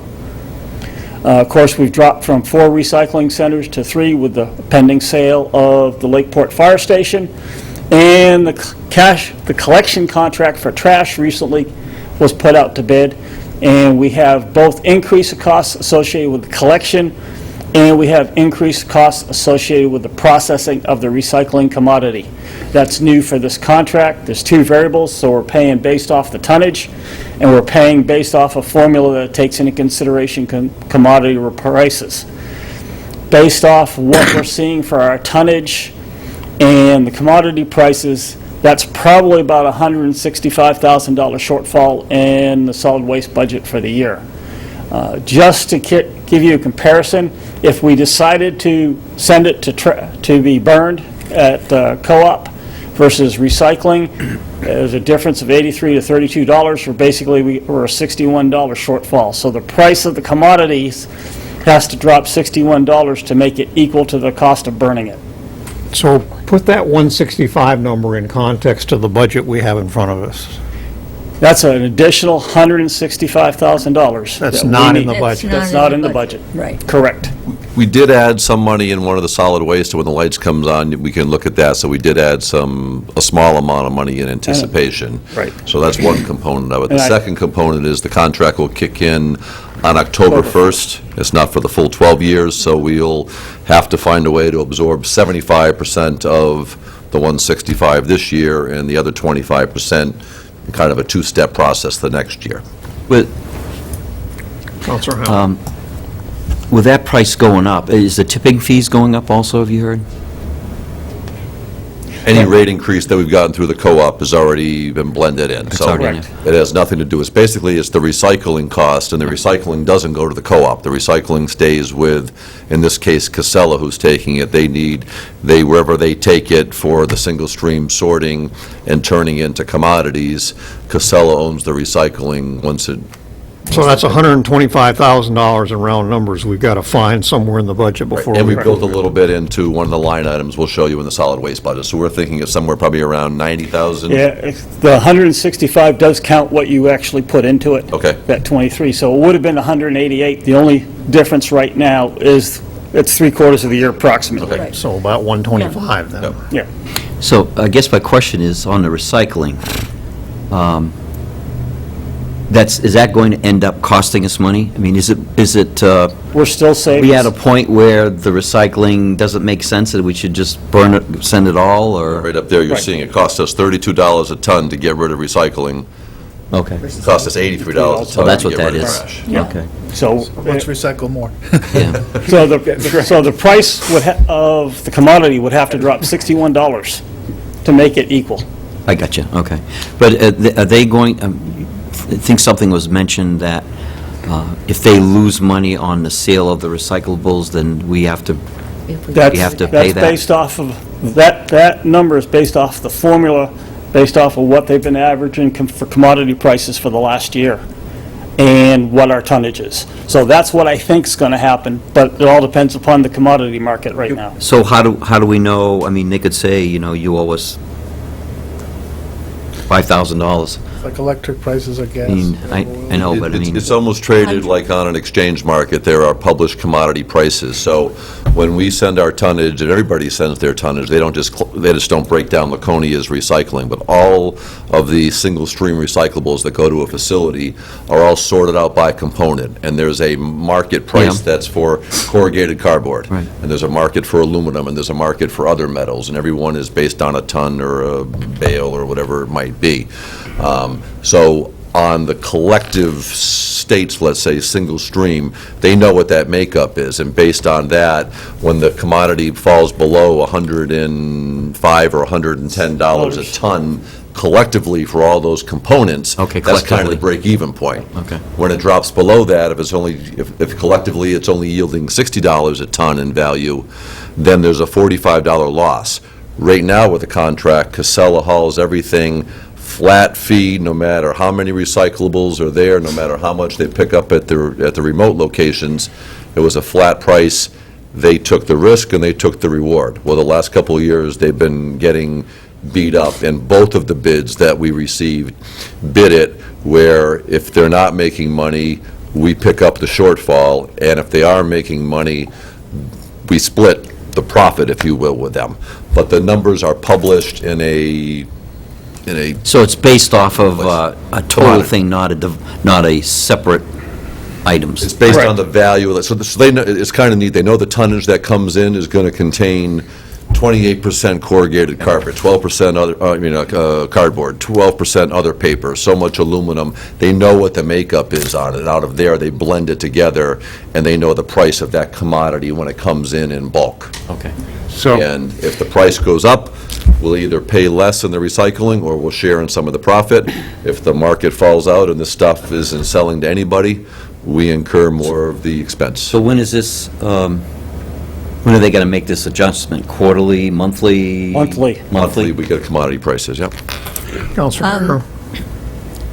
Because we have mandatory recycling, are we monitoring and following up on those that are not recycling? Because there's an awful lot of people that don't put anything out. Are we monitoring them and somehow reaching them or finding them if they're not recycling? We're not finding them, and if you recall, about a year ago at this time, we went out and had a lead truck go through every day with the trash, and we sent out it was before your time, wasn't it? Yeah. It was 700 and something letters that it identified pick what up? the infraction, and I was really expecting a big, knee-jerk reaction, and we didn't get it. What we've defined as recycling is people need to separate out those materials that can be recycled, separate them out of their solid waste stream. If it's very obvious, we have stickers and we have infractions and we'll leave things. We are not going through and ripping open trash bags and determining if someone's got it there. And as I've shared with you many times, all of you collectively, if we don't see recyclables out, it could be that the person is going to the remote recycling location either because it's easier for them or they choose to do it, and it doesn't mean they're not recycling. So the enforcement part is a little bit more challenging, if you will, than if we didn't have the remote locations. Then it would be real easy to see. You've got trash out, where are your recyclables? We don't have that luxury all the time, so we're trying not to be overly Well, heavy. supposedly, we had the sticker system that said you had to have a sticker out if you We weren't. do have some people who say remote recycler, Yeah. and they put it out there. Yeah. And again, we're not ripping open trash bags, or we're not forcing people to the sticker system. Well, but I think the See. question is, if I may, is if the trucks are going by homes that never put out recyclables, and there's no sticker, they're clearly still picking up the trash. Right, if it's obvious, if it's clearly visible that there are recyclables or there's cardboard sticking out the back of the trash container, we'll put a warning sticker on and say, you need to recycle, it's mandatory in Laconia. We've got those pre-printed stickers as to what the infraction would But be. what we're not doing is, we're not saying, we're not picking that up because we don't see any recyclables. Right. Correct. And we don't see the sticker that says you're doing it remotely. We still offer those stickers for people, and I can't Does say the we truck- have 100% It's compliance. just hard but to monitor. It is. Does the truck drivers put those stickers on if they see cardboard? Yep. It's a That's truck that's driver's. part of their responsibility is to, again, they're not going to rip open trash bags and look for it, but that's part of their job description, is if they see obvious infractions, even to the point of if it's trash that's not in barrels or over the limit, again, they've got the ability to not pick it up if somebody's exceeded the capacity available for their, let's say, single-family residence. Counselor Lippman. So on the remote recycling sites, you had mentioned that, when we were earning dollars per ton on recycling, we didn't mind if someone brought their recycling in from other parts of the world, right? We didn't really have a concern It with was, that. it was a flat rate. Right. Yeah, Yeah. so I guess in terms of what programmatically are we looking to do to address that leakage, if you will? That's going to be a challenge because right now we have it as a convenience. They're available 24 hours a day, 7 days a week, and we don't lock them up after business hours, so to speak. And in some locations, over at Memorial Park, we don't have staff over there on a Right. regular basis. Even at Messer Street, we've got mechanics, but they're in the building and not necessarily monitoring it. So, and in the Weirs, it would be the same thing. We don't have people there. I guess for, not for this evening, but I think, given the budgetary impact here, I think we got to not necessarily change from the recycling program, but how we implement it. I think we have to take another look at it since it's leaking from all angles. The leakage will cost us now if If you it's did coming from away outside. with the remote sites and had nothing but mandatory recycling, that could possibly, because then you had to have a recycling bin out. Or narrow it down to an area where we have supervision, so we know and issue something. Right, so you're absolutely right, Council Lippman, where it was a flat rate and it didn't matter the tonnage, and we Yep. wanted to encourage it, kind of the more the merrier. And now that it's going to cost us, that's a conversation that we'll be bringing you some ideas between now and, say, the 1st of September, so that you've got an opportunity to weigh in on things and we can implement a new policy if that's the route that we go. Yeah, maybe we could get some input from the public on that, just informational, to see if there are any positive suggestions out there. And just one thing to point out, the worst thing would be is if people started smuggling recyclables into their trash, and now we're paying, almost triple Yep. per ton to get rid of it. So we Yep. still want to encourage the recycling because it's more cost-effective than So trash. you would monitor, you'd be able to monitor an increase in regular rubbish then, and put the blame on recycling going into, We might, if we made it less convenient, where it only was Monday through Friday from 8 to 4, that you had a remote location accessible, because that's when we had people in and around to help, monitor it. If that deterred people's ease and convenience for recycling, does that lead to them disposing of it in some other manner that is less desirable? Right. Well, and let's not forget what I think is a huge factor, and that is when we went to this system 5, 6 years ago, whenever it was, we chose for financial reasons not to collect recyclables weekly. And that greatly complicates the Yes. whole situation. yeah, I think, you're right. But I guess, in raising that, does the math change on that? It could change to go away from the remote locations and offer the weekly. We've got to do the analysis and break down the tonnage, because in addition to the cost of the truck driving, it's how much tonnage is generated on the route, and we've got to do those Yeah. calculations. Yeah. I want to get back to this commodity price again, just briefly. Is there a reason that the commodity values have been dropping? Is there any kind of volatility in this pricing that we should be anticipating, or can we anticipate it in terms of the impact it's going to have on the city? When China's economy slowed down, the value of recycling's dropped like a rocket. Yep. That's what happened. Over the last 2 years, we've seen the collective value of a recycling ton, everything separated, but whatever makes up that ton, we've seen it be at a low of $30-something, $35 a ton, to a high of $110 or $120 a ton, I believe. So there was it's almost like oil, if someone's pumping too much and you got a glut in the Yep. market. So It's it the is communists, volatile. David. You said that as the reporter left the room, I noticed. It's a commodity, and Wes is absolutely right. The slowdown in China and the demand for those materials, and where it, I mean, there's some smaller communities who are stockpiling certain items in hopes that the market rebounds so that they can sell it and make the revenue they've counted on making for various components of it. And the biggest negative driver in all of our stuff, and I'm not telling people to throw it as trash, but glass is the biggest isn't that- money loser in the mix of everything that goes in your single stream, is glass by far. Can glass go into the regular rubbish? Well, it could, but now you got to pay $83 a ton. Right. And glass is heavy. Yeah. Yeah. Yes. Counselor Bolduc? Yes, Can you what use, does it cost the city to pick up stuff that they drop off at these locations that they're not supposed to? We have a fee that we pay for hauling the dumpsters and the roll-offs away. But under this new system, we'll be paying however much tonnage is in there. That's how much tonnage we pay for. Because being in Lakeport there, I used to see, especially on the weekend, after the weekend is over, there's stuff there that Public Works has to come with a separate truck to pick up and haul out of there because it's not acceptable at the collectible place. What kind of money are we talking there? I mean, it just doesn't happen in Lakeport because it's gone now, but the other places must have had the same problem. When it's, I'll call it, not recyclable trash, someone's just dumping there, that we pay the tonnage rate to dispose of it, because we'll haul it up to the transfer station. When it's recyclable, if it's clean, it goes in through the recyclable system. But sometimes it's mixed and it just goes through the trash.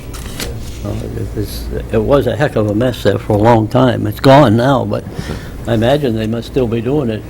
We did notice that after that article was in the paper, there was a drop-off in the mess at Messer Street Station. So, Picking up again. We do have cameras everywhere. yes. The worst thing, not that I'm agreeing with the illegal dumping and people leaving trash by the side of the dumpsters, the worst thing for us really is if we get a contaminated load of what was supposed to be recyclables, now the entire load needs to be treated as trash, and that's the real killer is... That's happened a lot. If it's rejected as recyclables, then we have to That's a dispose lot. of the whole 30-yard roll-off dumpster. So we really want residents to partner with us, and A, don't do any illegal dumping, B, keep the plastic bags, in particular, and the trash, out of the recycling dumpsters, because that just compounds the cost. Counselor Lippman? And just part of also the ordinance, and you just said if we can trace a contaminant to contaminating a whole load, the fine ought to be different than what we have on the books. Well, for instance, on the one we caught, we not only implemented the fine, then we billed them for staff time, the time of a large piece of equipment, and the time for, or the cost of a 30-yard dumpster to come pick up what they did. So that fine was $900 between It was $800, just over $800. over $800 between the fine of $250 Did and they the pay it? reimbursement for costs. They've acknowledged it, and they are starting to pay us right now. Okay, let's move on. Just to show you what our trends has been over the past few years for municipal solid waste and recycling, the brownish sort of color is the recycling, the bluish is solid waste, or what we tend to get burned, and the one for 2017 is just an estimate on what we typically see in June.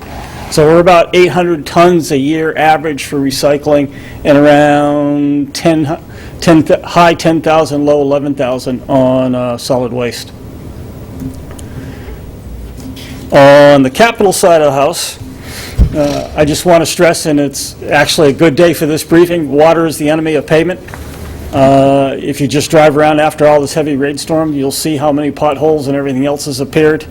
Water, if you don't control it, controls you, and that's what's happening. We're looking at that as we update our road maintenance program.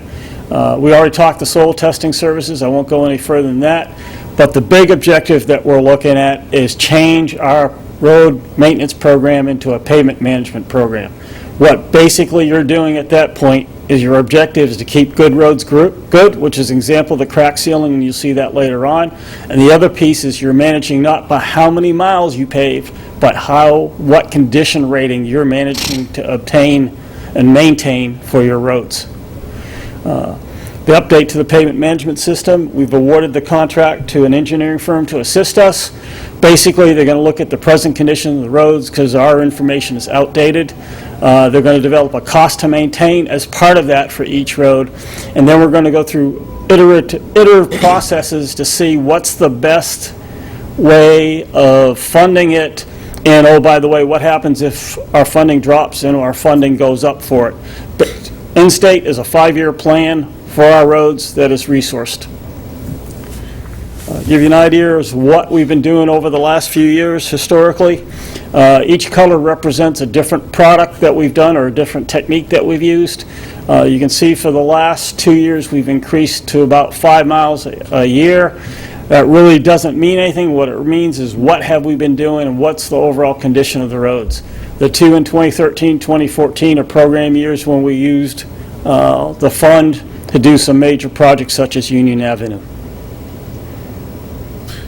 In terms of the gearing up for the new investment in roads that we're contemplating, can you address that, or is that coming? That's coming up. Okay, thank you.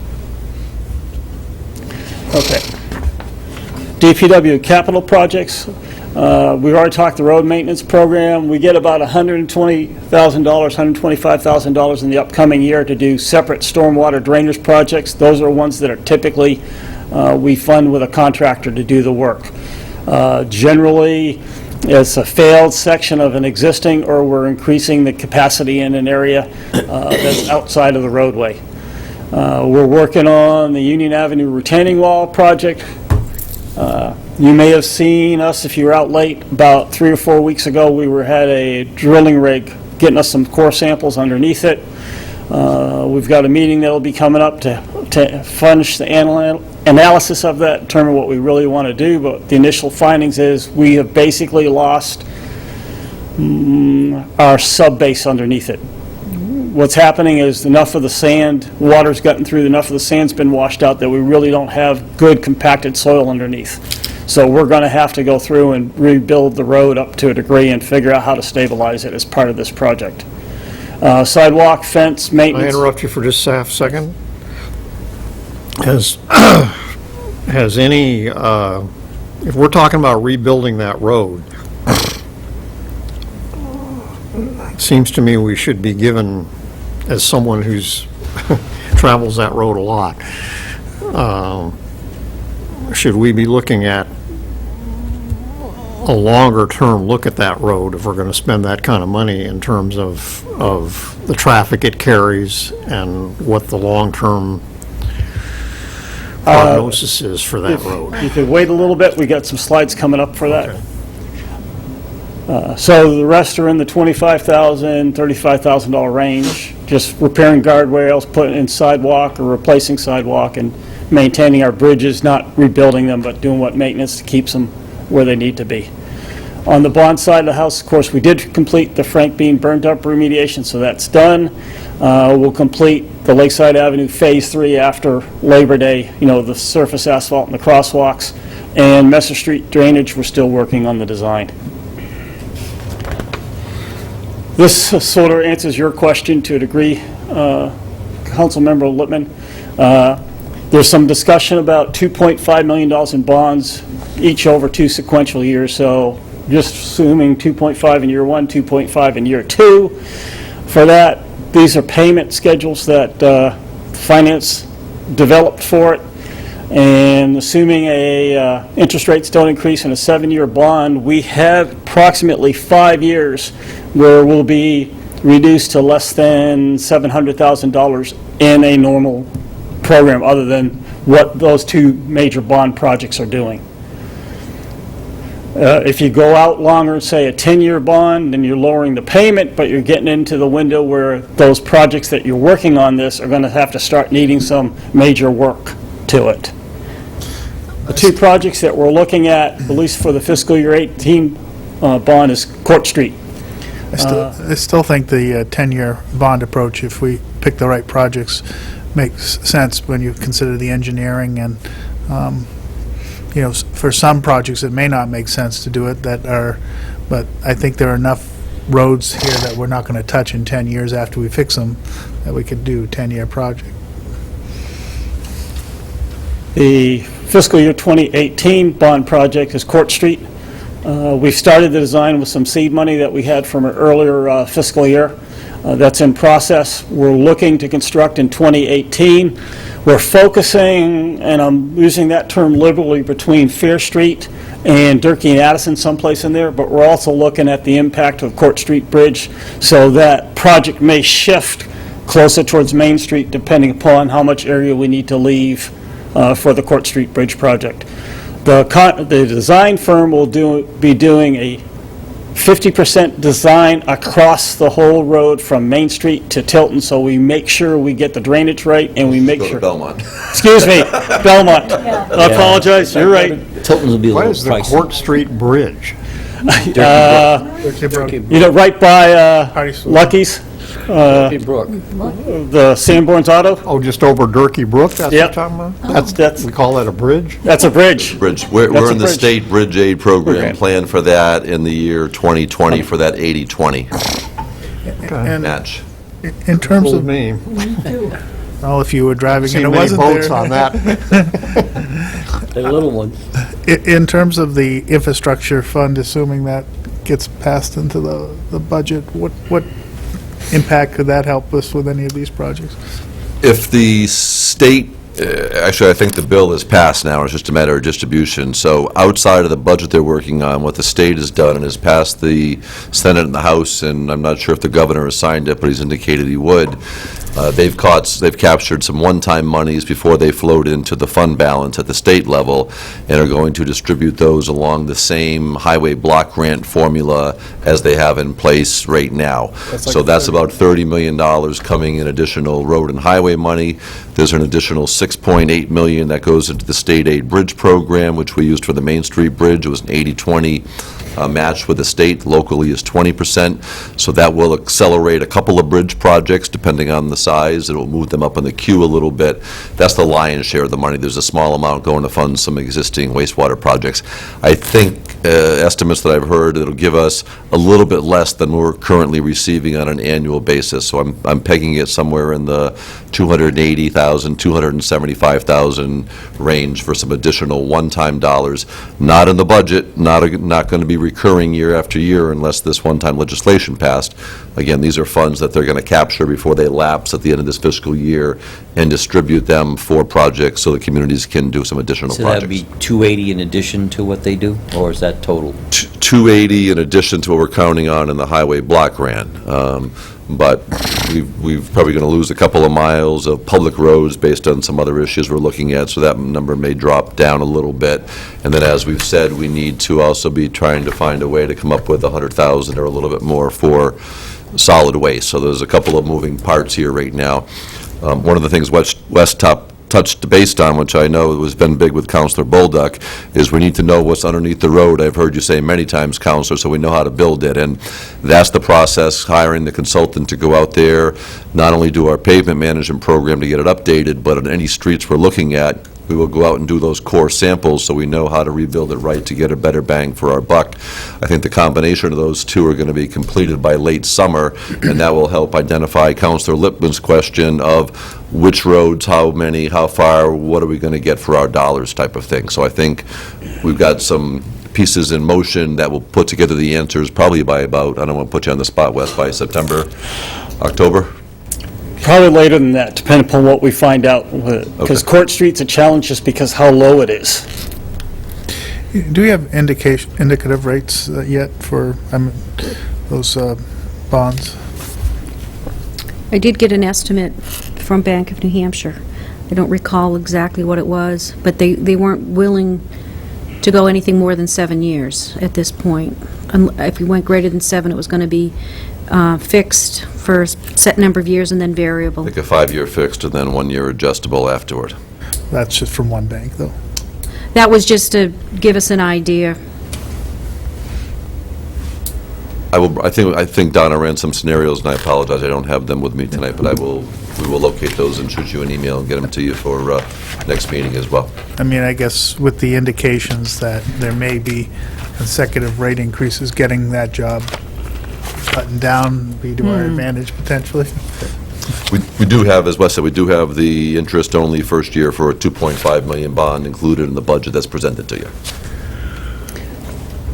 I guess what I'm getting at, though, is in terms of just trying to, if we know we're going to do this work, we're better off bonding it potentially earlier than later, given interest rate forecast. Interest rate, yeah. Yeah, I think the feds raised it last Wednesday, didn't they? I mean, Small. there's See that? discussion, I think, of at least 3 or 4 moves. Now, they may not make those moves, but I think it behooves us to sort of secure, I always feel like it's better to have something you can live with than to hold off and then take a risk on something that you can't. We can get that information for you, and if there's a strong consensus from the council that that's going to stay in that dollar amount in the budget, and we want to start getting some numbers so we can jump on it at the appropriate time, we're happy to do that. If it would be appropriate or not, just, can we take an informal poll of people generally supportive of making this investment? I'm certainly a supporter of making the investment. I'm not locked into $2.5 million, but I'm locked into an investment on this. More So- like 5. We're talking about 5 over 2 years, Yeah. right? I'm in. Next one we're looking at is Union Ave. Again, $2.5 million in bond. We haven't done much research on this yet. We are, just from the nature of the condition of the road, looking at it from the Main Street, intersection with Main Street to the intersection with Guilford Avenue, and then the intersection again from Elm Street to Stark Street. Design would be in 2018, construction in 2019.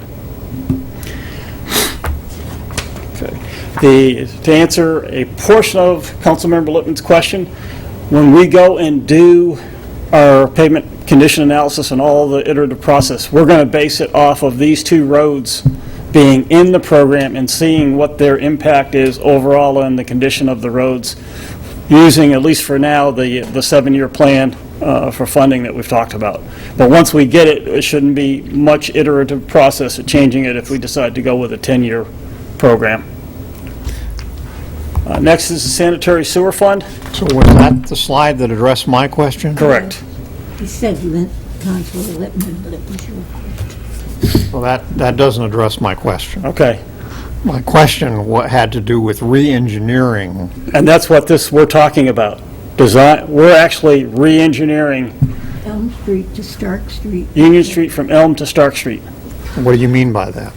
Basically, keeping the 3-lane road and figuring out what we need to do to maintain it as a 3-lane road. I'm sorry? We're going to keep it as a 3-lane road and decide what we want to do to maintain it as a 3-lane road. If we're looking All right, at, so my question is, for the long-term future, is a 3-lane road adequate there? we can look at it from this during the design process, but then the question is, are we willing to do what's necessary to take the property on the land side of the road to make it wider? Yeah, that's, I mean, we can do some initial analysis on just determine if we want to go wider on it, but I then mean, we're with going to each have to. passing year, that intersection becomes a bigger and bigger problem. Right. And, you know, there just aren't a lot of alternatives to getting around it, especially from people heading from north to south. Right. Now, someone has suggested, I don't remember, was Counselor Hamel, perhaps? Yeah, I actually went into DPW the other day to, you were in a meeting, but I think the question or problem that we've seen recently, especially when traffic picks up, is at the Lakeport Square intersection. When people are heading north and you've got the left turn signal, the cars can go straight and they turn left. I don't know, it's roughly maybe 10 seconds or maybe a little more. Meanwhile, the ones heading south are waiting in queue. That backs up beyond Irwin's at times. And then when the light finally turns green so you can head south, it might let 10 cars, maybe a little more through, if you're lucky. Right. Because I was back at the other side of Irwin's, and it took 3 lights for me to get to the intersection and through. It's very common now for traffic on Union Avenue southbound there to back up past the point where we have designated a turnout lane. We can look at it as part of this design process. We can Well, come back I- to the council early in the process to show you what the impact's going to be. Yeah, well, I asked whether the timing or the amount of time allowed, once the left turn light shuts down, making the light longer so the traffic heading south will have more time to go through the intersection. I anticipate that that intersection will be looked at as part of this from the standpoint of traffic. Because Well, we're I going to mean- have I to mean- for this. Yeah, I understand that, but it seems like something could be done now to let more cars go south on Union Avenue. We can do this right now, but that's beyond the capability of my people. So can. we're going to have to contract out for a traffic engineer to do it. I can do that with the money that we have now. I know, but you can't just set the timer a little longer? Correct, because the issue that you've got is what's going to be the other pieces. I can do it, but we're going to be playing at that point. We won't know what the impacts are going to be. I mean, this has nothing to do with widening the road or anything. I'm It's not- allowing more traffic to go through the intersection heading south, that's all. Per cycle. Cycle of the light. In other words, what do you I say? understand that totally too, but that means we're taking time from the other legs of it. And what's going to happen to the traffic on that? Well, I know, but they're not backing up that much on Elm Street or that's one that's- across the street, Mechanic. That's something I would not do in-house. Clinton Street is there, and Elm Street is there, and there is backup. I drive down there is backup on both sides of, That's what I'm saying. I think we need to, at some point, before we spend a whole lot of money on that street and that section there between Stark and Elm Street, specifically that area, we need to pay some attention to that intersection and what the long-term ramifications of that bottleneck are going to be for the city when there's really no, for example, you can't have 2 lanes now, even if we wanted to, traveling south past Elm Street because we're still allowing on-street parking there. Correct. Right. And you've only got 1 lane of passage there. If both lanes were open, that would make a difference, but they're not. Those are the kinds of issues that from an engineering standpoint, what I mean long-term wise, that we ought to be thinking about what's the long-term solution to that bottleneck. And a lot of that traffic isn't even Laconia traffic per se. I mean, it's, depending on time of the year, a lot of it's people traveling through and Guilford people and lakefront property owners and tourists and you name it. But it's really getting to be a significant bottleneck there that's not going to get easier. I guess what we're saying as a council, or I'm hearing, is that we want to make some investment in some engineering that's traffic engineering, not necessarily just road engineering, and that,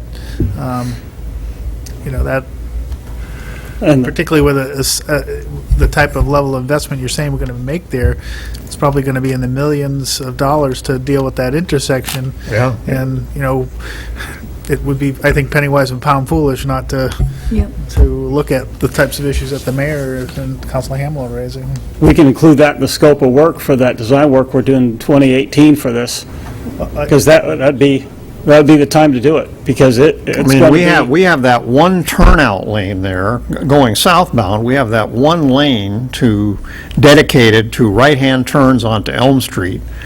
And I don't know what the percentage is, but I would guess it's probably 10% or less of the traffic. And we've got a whole lane dedicated to it. But what are you going to do? You've got to let them through somehow. Yeah. you can't drive through it. It's the only road. Going to run into the sidewalk. You can't make the road bigger, can you? You can't put another lane in there. You can't.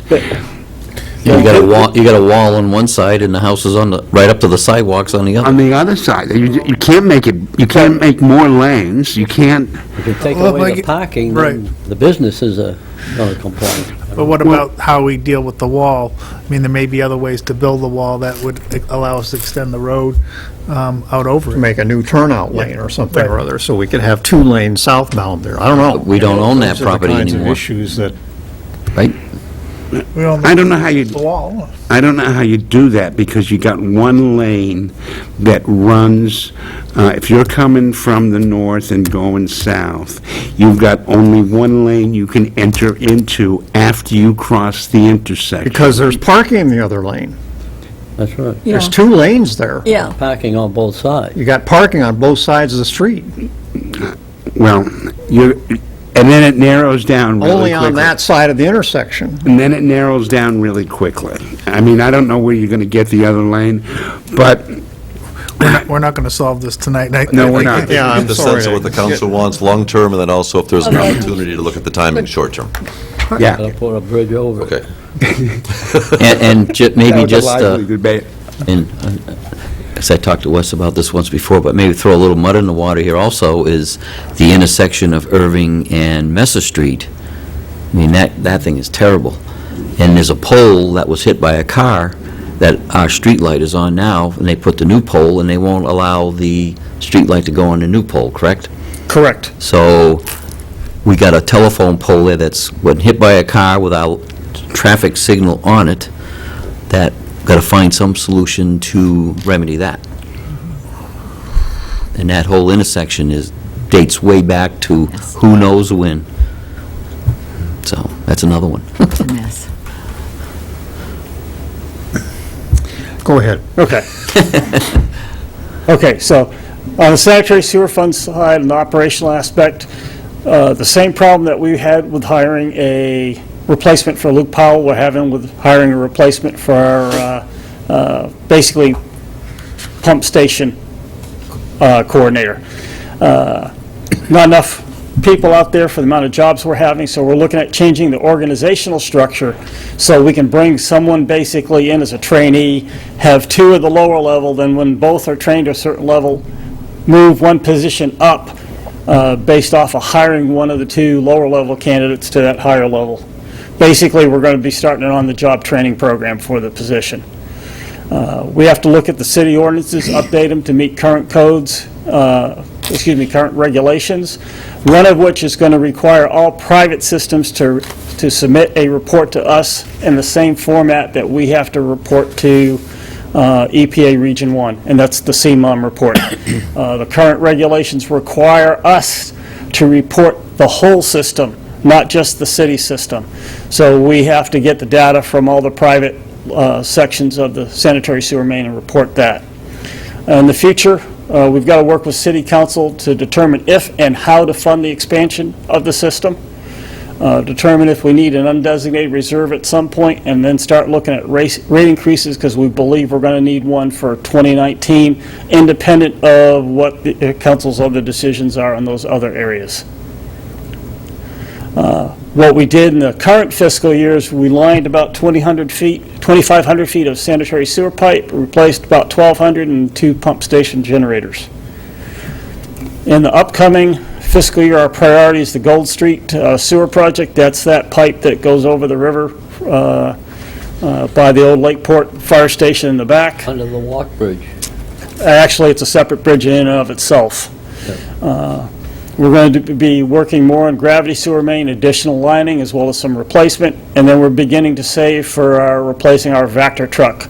Will be, by the time we go to replace it, in the 13-14 year, and we figure it'll take us about 3 years to save.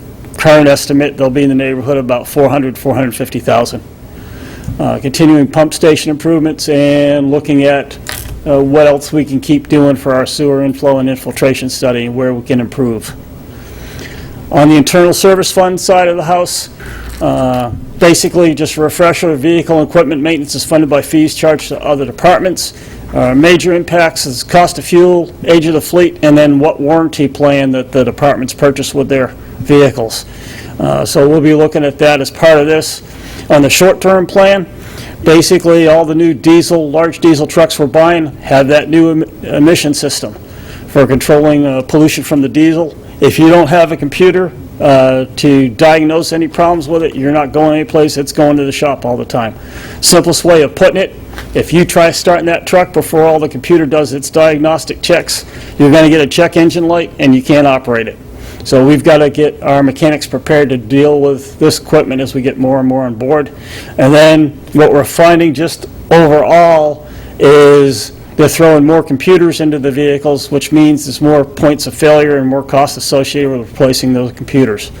Long-term wise, we want to update the internal service fund procedures. Other actions we have upcoming, we're going to continue resolving the problematic streets issue. We have coming to you our next set of requests for designation of emergency lanes, as well as what we want to do for policies for levels of service on those roads. Additionally, we're going to be developing some policies for the city council for how to handle retaining walls on those property lines, where is it city or is it the private property owner. Additionally, we've got to keep working the parking garage issue to determine where we want to go. And as part of our research, I was looking through to determine where we are in our ADA self-assessment, and I've been unable to find it, so we're going to have to start a program to bring us into line on that piece. Subject to your questions, that concludes the presentation. Well, the questions, I just want to say, Wes has been with us about 9-10 months, and as you can tell, he's jumped in with both feet in a lot of areas and really bringing some great things to the surface. A lot of things, sometimes I go, no, I don't want to hear that. Reflectivity in certain things, but really stepped up and has taken the bull by the horn, so we appreciate his time and his passion for this. Put sunglasses on now. Girl. Thank you. Very good. Excellent. So are you going to cover the budget itself, Wes, or? That was it. If you had any Okay. particular questions on it, I was going to answer those questions, but that was it. All right, any questions or comments for Wes while he's here? Well, from taking in all this, it seems to me we have a little bit of time to digest it, but I think strategically we need to maybe think about how we're approaching some of this infrastructure and from a budget standpoint and financing standpoint. For example, salting away the $150,000 a year for the vacuum truck, is that really when we're going to earn interest on the undesignated fund balance where that remains? I mean, I guess just from a financing and need standpoint, in other words, putting $150,000 a year, we're going to be $300,000 over 2 years, just sitting in a low interest bearing account when we've got issues that we might be better off getting to work with, that the longer we delay in dealing with them, the more expensive they become to deal with. Do we need to take a little different tack on it, like a number of years ago when we approached replacing equipment differently than outside of how we've done anything else before? I guess I'm not pretending to know what that is, but just listening to the scope of issues that we hear, I think maybe we need to think about how we approach this whole thing a little bit differently. We can definitely look at that. I think in this particular instance, remember, the sewer fund is an enterprise fund, so that's a little bit different than what we were doing outside, but we certainly can look at the options and we're kind of painting the broad picture of a number of issues, and the short-term issues and long-range what we're working on. Right, on the sewer fund, I'd rather see us move a little bit all the time than wait 2 years and move a lot. We had that issue once before. Absolutely, and that's why we've indicated for next year we'll be bringing that to you. The surface water drains that the factor truck goes out and cleans, do we consider that part of the sewer fund? Yeah, basically, yes. When we do that, do we charge back the sewer fund for? We have not been. Maybe we ought to. That could pay for your truck. But the other price to it, then you're going to increase the costs of the general fund side of the house, which it makes sense that that could be charged, that could be part of the sewer fee, which it isn't now, going out and cleaning all the drains. It's technically not part of the sanitary. That's what I'm asking, is it or isn't? So it's not, so we don't, so it's, the Vector time is charged to the sewer fund. Right. We charge the time we use it for some of the drains to the general fund, that'd be an added expense No, to the I general didn't fund. say the charge it to the general fund. You're charged, if you go clean surface water drain, What you're beginning to talk about, sir, is whether you want to create a stormwater utility fund, where you're charging the property owners a set fee for what it takes to maintain the stormwater system. I was in one city as the Director of Public Works where we had one, and I've been working with other cities that have had them, and that is an option. That would bring more revenue in to maintain your stormwater drainage system and expand it without impacting your sanitary sewer fund. Typically, those, just general picture-wise, they're based off of how much impermeable soil is, or treatment is on that land. So there are ways of, homeowners in and of themselves can take to reduce the cost of that. But that's big picture-wise. But yes, what you're talking is truly a stormwater utility fund. I guess also some TIF district funding and looking at some projections there long-term, how those might contribute to some of these projects, and also the impact fee fund and funds and how that, speaking of the road job, I mean, as far as Court Street, Union Ave, I mean, that's in the TIF district also, so that could offset some of that cost. so I do think, Correct, just take a Scott? step back and think about Where the funds come from. where the funds come. Absolutely. Even, well, obviously Lakeport isn't anywhere near, but I mean, that could be part of TIF's money also, but I mean, it's not a not whole lot going to there. happen. But a section of Court and a section of Union, yes. Which then frees up money for other. Absolutely, yeah. Yep. I mean, that could actually help fund the years where it's going to be below or around the 700,000 line. I mean, that could help offset some of that, I think, so we can maintain a level. as Brenda, Right. Councilor Bear has been saying, in terms of some of the unexpected stuff, this is some stuff to put into that program of unexpected. There's a lot on the plate. Speaking of impact fees, I know you said, I was looking at the proposal today, or the ordinance, and there is a section in there, I was going to ask you to reread it and see if I interpreted it right, because it said in the end, that where the planning board makes the decision, the council finally can do or change the administration or the things that are done, with the impact fee, because I was thinking that we could change some of the various departments that are now getting it to reallocate it to maybe something else. Let's look at that, I believe, so I was before my reading it time. over today, and it's, it takes a legal mind So sometimes. you could take the $6,000 that's in there for the library and spend it on something else, you mean? Well, we could redesignate, the amount, we have that ability, I believe, and it's in the, I believe back when the city, and let me research this a little more, it was before my time with the city, but I believe the city worked with the consultant to Yes. identify the levels, because you just can't say, I'll back up. In the old days, somebody wanted to come in and develop a neighborhood, and you'd say, okay, but we need a new dump truck for the city, and then we'll give you your approval. And that was obviously frowned upon for a number of reasons. So if there is validity behind how you're assessing the impact fees based on the actual impact, the court has said, yes, you can. So for instance, if you said on all commercial development, you need to contribute $100,000 to the library fund, Yeah. I think the courts would look at it and say a commercial use with employees isn't impacting the library, but it is probably not impacting the parks necessarily, but it is impacting roads, police, and fire. Exactly. So I think they have to be justifiable in the big picture, but we can certainly look at them again and talk through them. and the other thing was that the percentage that we could charge the builder or the developer we set at 25%. And it was something that could have been changed or adjusted, but it had to be done within 5 years. I think we've run out of the, No, I think the 5 years is the spending. If you collect a fee, you have It's to. six. Have to spend it You within. have 6 years to spend spend it it once within you 5, collect but it. I think to change the rate also had a time. I just read it today. I believe you can do that. It may or may not require a public hearing, but I think you can do that. And the rates were set, the city chose just to implement them at a 25% Right. level of that Yeah. fee.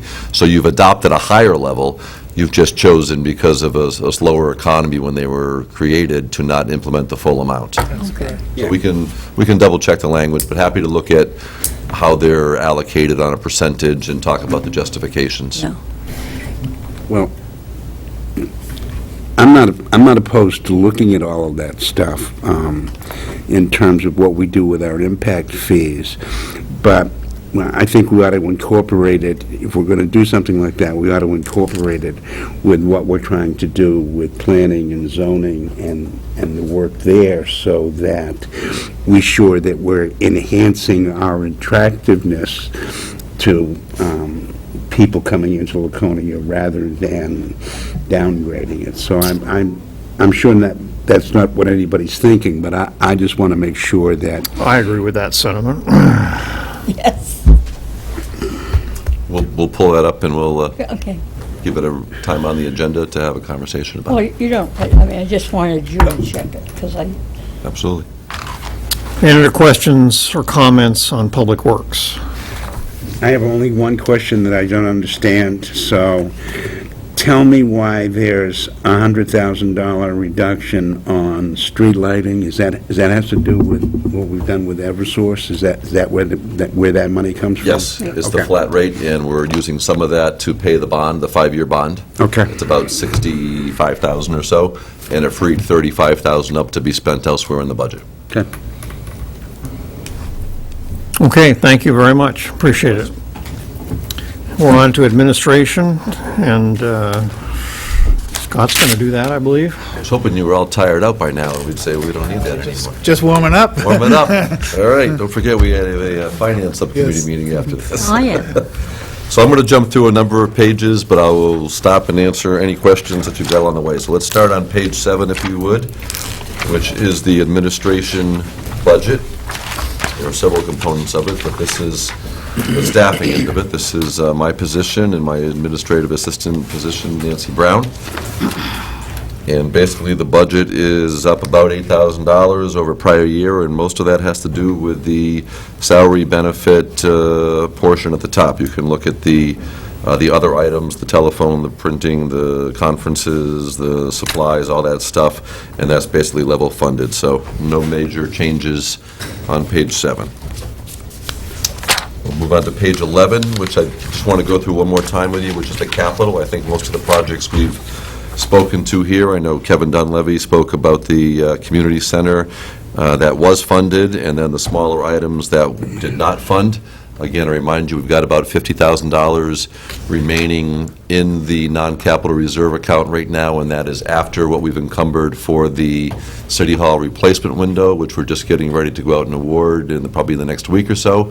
And that's also after the wells that we're drilling over for Robbie Mills. And within this budget, a little further down, you'll see $100,000 going into the non-capital reserve. So if that stays there, and the $50,000 is already there as a base, when the budget's adopted, you will have $150,000 in which to make some decisions which don't need to be made tonight, but could be made at any point once the budget's adopted. Didn't fund either of the smaller fire items.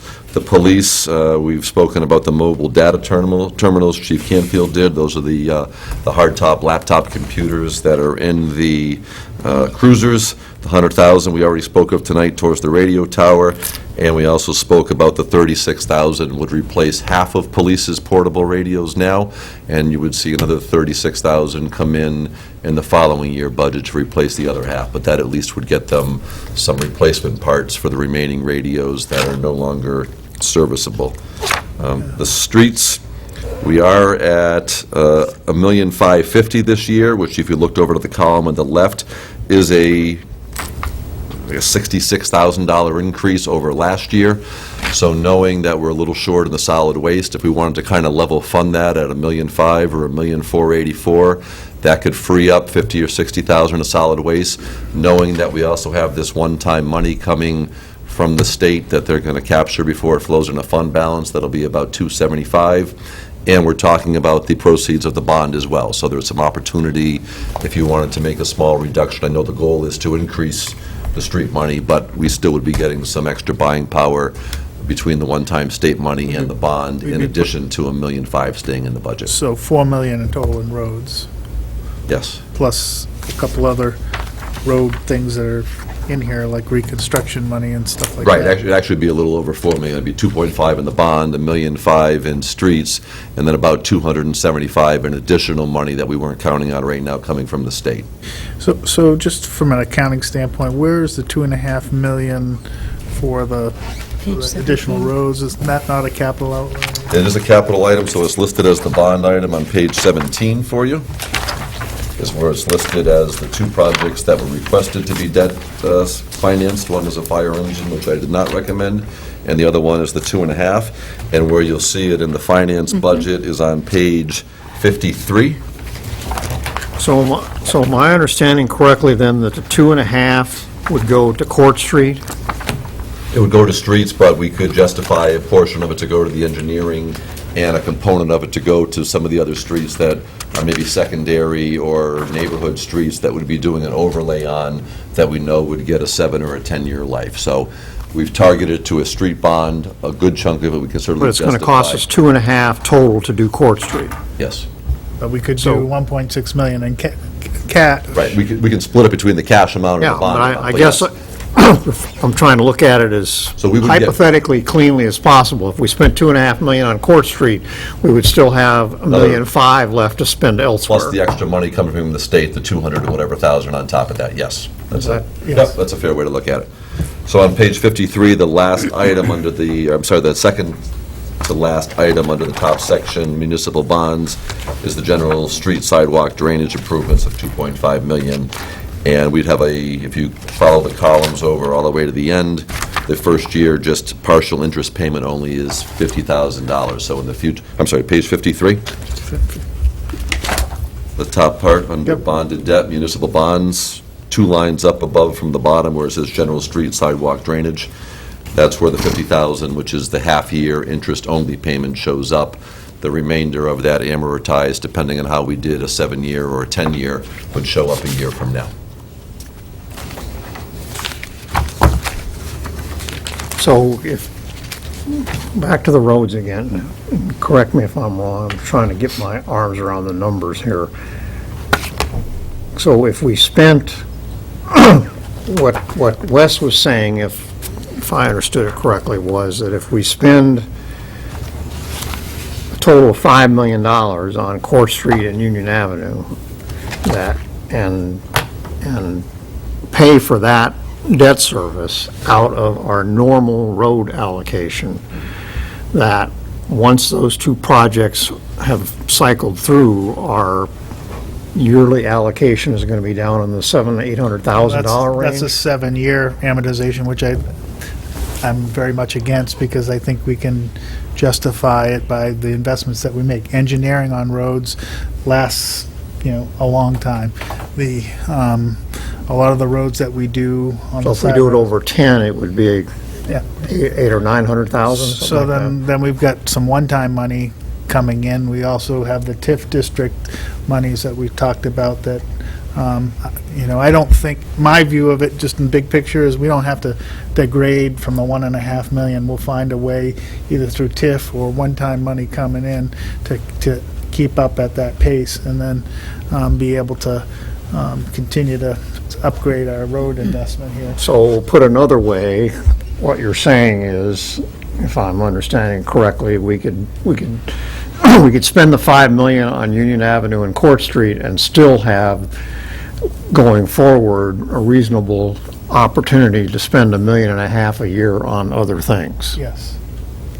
From other sources, yes. From other sources, that's what you're But to your saying. simple question, even on a 10-year bond, the 5 million probably is going to run about 600 to 700,000 a year in debt So service. we would have to make up The somewhere simple else. math is that would leave 800 or 900 out of the 1.5, and then it could be some TIF dollars or some other one-time money dollars, yes. So, for example, the part of the Lake Port area monies that we're taking in on the sales of property, right, this one-time undesignated fund balance, could go towards debt service or, components of things that we're building in Lakeport. Because we didn't do that, and we spend $5 million on those 2 roads. That takes up the whole road budget for 3 Yeah. years. You'd have 600,000 to 800,000 a year until you paid back some of the principal, yes. I think we can sustain the 1.5 million and do the 2.5 million. And after those 2 large chunks are taken in, we've caught up to some degree on it, and we still should be, with 1.5 million or more and being able to be invested in roads. And we have some of our indirect stuff, if you look at the capital budget, is kind of road stuff. We've got bridges Right. and things like that. And that's one of the reasons, just going back to page 53, we didn't just call it Court Street Road Project. Yeah. We called it General Street Sidewalk and Drainage Improvements, so that we could have the flexibility to say there are items in there that we know are going to have the 10-year life. So to go out and do the engineering of the road and engineer the drainage and put in new sidewalks, those easily pass the straight face test of the 10 years. So we just didn't call it Court Street, and Councilor Levin is absolutely right. We've got the fence and the guardrail and different components there. So the money's in Public Works. We'll specify what meets the 10-year criteria and be able to do it, with no problem as matching up an asset to a repayment schedule. And you can always shift money from retaining wall to guardrails to sidewalks to So- streets if you need to. Just hypothetically, from an accounting standpoint, if you paid half of it in cash and borrowed it for 10 years, you'd have about a 5-year average life anyways, right? So playing the devil's advocate here, I mean, I'm the one who brought this up about the 2.5 and the 2.5. Playing the devil's advocate, and the money we're going to spend on interest and principal, you feel that that's a good investment to do to try and catch up on our roads? I think interest rates are low, and I think that's a reasonable amount based on the miles of roads that we have. But the good thing is, we've got a year to figure out about the second 2.5. So we'll have a whole nother construction cycle. We'll have a lot more of the information that Wes is putting together about doing the sampling of the roads, doing the update, and getting a complete analysis of how a 5-year program looks, including Cord and Union. Then you'll have the visual of not only tying in what we are doing, but doing it in conjunction with the water department. Then you've got a real roadmap for 5 years, and you can lay out those costs over the bond, the amount that we may use from TIF, the amount that's cash in the capital operating budget, and does that get you where you need to be? Right, because, going back to what, the mayor suggested would be that if we didn't, now I'm going to play the other side, is if we didn't, it would take over 3 years and pretty much every penny that we put into that line item To do those to 2 do those 2 roads and not doing anything else. And that was that graph you saw that Wes put up when we did Union Ave in front of the Taylor community. That was an $800,000 to $1 million project, and I think our overall street budget of that year might have been $1.2 million or $1.3 million. So that's why you saw that we only did, 1.5 miles that Right. year, versus the last 2 years, we've gotten a combination of over 5 miles, which is kind of the shift that we brought your way a couple of years ago. So that's still the approach. Yes, Court and then Union will be big, dinosaur chunks of it, but there's still going to be enough to go over and do the overlays. That's what I'm of the saying. currency. Oversimplified, what you're really talking about here is taking those 2 projects off the table, Yeah. because they're such big dollars, and just spending and using the normal $1.5 million every year normally To do the other stuff. to do anything else. Right, we're just taking those 2 big projects off the table and setting them aside in a separate category, so to speak, and spreading the cost of those over 10 years. Right. Even with that investment, I think we're chasing our tail here for a while in terms of Yeah, the roads. I mean, even at $1.5 million a year, you take those 2 off the table, and even at $1.5 million a year, we're never going to get caught up. No. So I mean, But it'll make it a lot easier to do the other roads, Right. right? so To that's why I'm thinking that we need to look at the bigger picture The TIF, here. no, absolutely. So Yeah, but I if- think the TIF really needs to be involved, especially with these two projects, and what's going in there and what we have banked Well, in the TIF. If we're going to go that direction, then I think, I mean, I'm not saying take it all, but, then I you know, think supplement it. I think we ought to be looking Lakeport at TIF would be good for the tinkering with Elm the, Street city. Well, it's- if we're going to go that direction, and it seems logical that we will, then I think that we need to be tinkering with the TIF formula. I don't think street repair is a legitimate, TIF? personally, I don't think street repair is a legitimate, Infrastructure. yeah, but that's not what TIF districts are for. That's not what they're for. Yes. Well, I don't They're know for if I- built, TIF districts are for building. Oh, we TIF used to districts use it are, on the bridge. TIF districts were created to leverage infrastructure that's going to attract economic growth and development. And that's roads, but we don't have to have that debate right now. No, we don't. We really don't. We paid for The water. concept If there's too is, much money going into the TIF funds, then we can, we're not wed to that formula, how the TIF fund is being, that fund, that money can be diverted back into the general fund to meet the same purpose. No. Can I make But a- at the same time, the parking is going to be an issue, and that would be a perfect use of TIF. Yeah. Parking would be, So- absolutely, parking would be, but I don't think street repair would be. But I mean, between the not- parking garage and the roads and... Can I make a suggestion that we get back to Scott's presentation?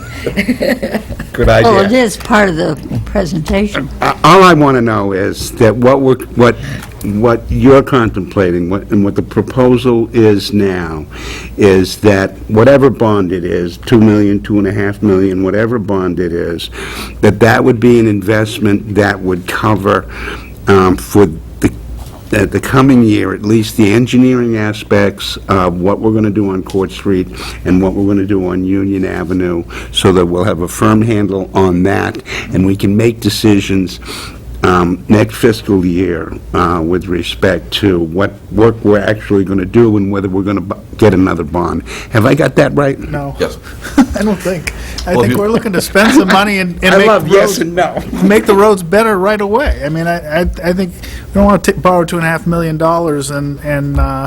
and not see any value that... Court Street isn't being engineered right now, and it's supposed to be I done don't next know year. when we're going to be ready to go forward with Court Street, but I didn't understand Court Street to be on the agenda for this cycle year, except to do the engineering, and if, 2018. yeah, Engineer now, construct in the Yeah. spring of 18. yeah. Right. That's this fiscal Which is year. this budget. Yeah. That's this So budget. I go back to what the mayor said. The simple way I think to look at it is, this budget would get you Court Street, an additional 1.5 million of to-be-identified paving projects based on information we'll have this fall, and the state's coming forward with an additional $275,000 that we can also target, and we can talk about, do we want to use some TIF funds and free up a little bit money out of the Court Street pocket of money to do something additional? And all of those decisions could be available to you anytime from adopting the budget going forward, because only part of the road construction will happen this fall, and as you know, we Next carry a chunk of the money over for spring construction, and Court Street is definitely a spring construction on its own. Okay. So you have lots of options going forward. I think I got it. Thank you. All right, I'm going to get off streets then and move to page 19 quickly.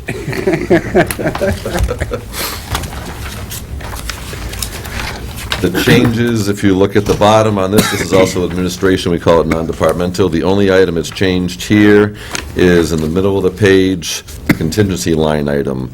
Last year, we had funded it at 100,000. This year, I targeted it putting 75,000, but then when we had the sale of the property that we own that we're selling to Irwin, that's 508,000, so it's just parked in there as a contingency for the council to make a move later, and I think you've already identified a spot that you're going to plant some seed money there. So that's the only change on that entire page, and at some point, that 500,000 will shift out to a different line item. What about the after we Lakeport? adopt the budget. What about the fire station money? I didn't put that in this budget because I didn't know if it was going to close in the current year budget, and it looks like we'll close on it in the budget we're working on next fiscal year. So when it comes to the appropriate time, we'll offer up an amendment just to increase the contingency line item by X. And as you recall, we just want to back off a couple of our costs that we've incurred in there. One was to do the appraisal, one was to move the tank, and one was to move the fire alarm wiring that's in there. So there may be 30,000 or so that comes off the sale price to cover a couple of, but the remainder will move either into a, So we're expecting closing when? the... On that one. It's not going to happen between now and July 1. So the last day for their due diligence is tomorrow, June 20th. They do have the ability to ask for another 15-day extension by the original purchase and sale agreement, said if weather conditions or impediments didn't allow them to get their diligence. Obviously, we had a late spring, and then we had the oil tank issue, so they did ask for one 15-day. At most, they have another 15-day request. So we're definitely not going to close before July 1. We'll get the appropriate numbers, and we'll just amend the budget to recognize it in this budget. So the only thing left there in the fire station is the oil tank didn't have a problem. Yep, as far as I know. Now you got all of that stuff that's in that back corner in that room that belongs to the fire department. That could all get out. They're doing their diligence right now on whatever foundation studies, soil suitability, where the oil tank was, not so much getting the remaining items out of there. That's not the holdup. We can have that gone in very short time. It's them doing their borings, their samplings to make sure that the site supports the construction they're looking to do. So if they're asking for another extension, it would need to come tomorrow. And the most extension that's left is 15 days. So logic would say we'll be closing on this post-July 1. Says we're already at June 19th tonight. All right, we'll move on to page 21 next. These are administration special items. I think you all were made aware of one of the items, the Winnipesaukee Transit System is going to end running on July 1, so the $3,000 request that they've had has been reduced from this budget. We did add an extra $1,000 into the fireworks line item. We've got a big anniversary and just the cost of fireworks going up. And that's basically the changes that are showing up on page 21.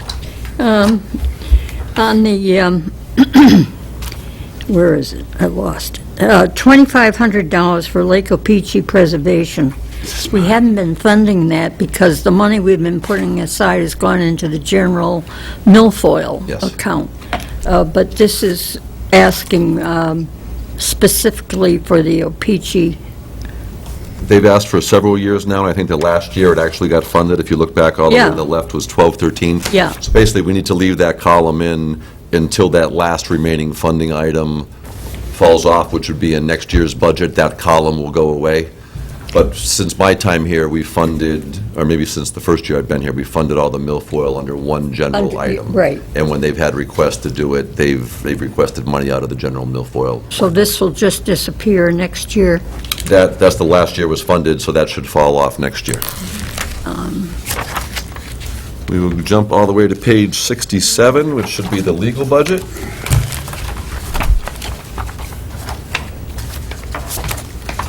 Again, we look to be very lean with that. The only change, I believe, here is the general code update for $995, and that's just to have a company work with us to update whatever ordinance change, code changes, and keep that current for our hard copies as well as the online documentation.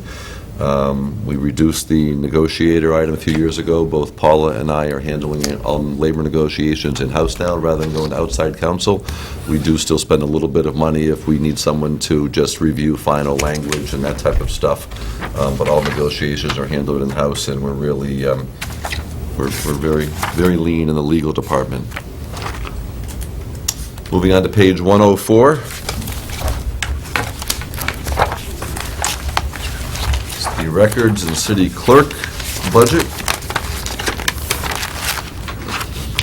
It's up a total of about $4,000 from current year. About $2,000 of that is above the line in salaries and salary adjustment line items. And we've got a small change in the records preservation. And we've got a small change in the dog license expense of just buying the needed materials to issue the dog licenses has gone up a little bit, so. we About the really- warrant, we the really need warrant people to send posters. in. How much is it to register your dog? $6. The before you were bad price. $6.50. We need people to spend their $6.50 and get their dogs going, so. And all the wanted posters, where those kind of come from? Yeah.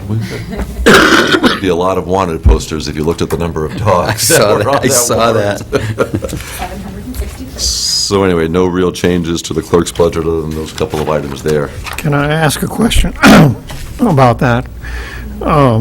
Just for general information purposes, when you decide, obviously you have a lot of walk-in traffic in the clerk's office. So when you decide on staffing levels for the clerk's office, staffing level, what, is there a guiding philosophy, numerical, about Transactions you can. in other words, how do you reach, how do you reach the point of deciding how many people you need to have at the counter at a given time? Generally, if the line starts to curve. So If the line what? I call it if the line starts to curve, so. Curve. You can fit 2 or 3 people inside our actual lobby to our office. If it starts to curve down the hallway, then you need more help. We found that recently, the last year to 2 years, it's just been a lot more traffic flow in the office. So let me answer that a little different way. I think what Mary's referring to is she may be doing other duties at her desk, and if the line queues a little more, she'll leave her desk to come man a station. Or if someone goes to lunch, she'll do the same thing. We have 3 full-time people, We have Use- two full-time and 1 part-time on the counter. 2 full-time and 1 part-time. So the part-time we bring in to cover the middle part of the day, which covers the lunch hours for those folks who are away from their counter. And then we've got 2 So full. standard staffing, not counting the 2 down at the end, right? Not counting Cheryl or Lindsay, is 2 plus you as the backup? 2 full-time on the counter, and I'm the backup, and So- then 1 part-time. And then during the middle of the day, you've got a 3rd person that comes in. So how bad would traffic, I guess what I'm asking is how bad would traffic have to get to require another person? We've had those conversations, and where we tend to see them more is at certain times That's different.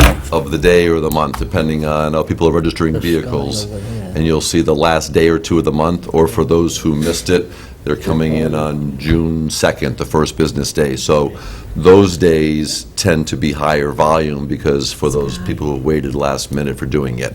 We'll see some backup on the tax side for people paying property taxes at a certain time. You want to, hold the money until the end if they're not escrowing and doing that type of stuff. One of the things Mary and I have spoken of, and she's requested it, and I haven't found a way to work it in the budget, is to try to pick one evening a week and extend the hours from 4:30 until 6 o'clock, because I hear firsthand from people that if they work outside the city, 8:30 to 4:30 that we're open, they may have to be in Concord at 8 o'clock, and they don't leave Concord until 4 o'clock or 4:30. They really can't make it here.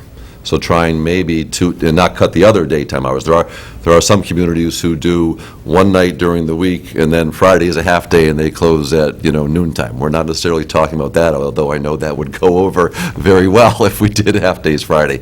But to extend one evening, maybe to get to 6 o'clock, so it'd be an extra hour and a half, we'd be open one night a week on a regular schedule, and try to work that within. It wouldn't necessarily add additional staff, but it might mean that one of the full-time people on that day isn't here at 8:30 in the morning. They're coming in at, 9:30 or 10 o'clock to not add extra salary item, if you will. But we've got to kind of work through that a little bit.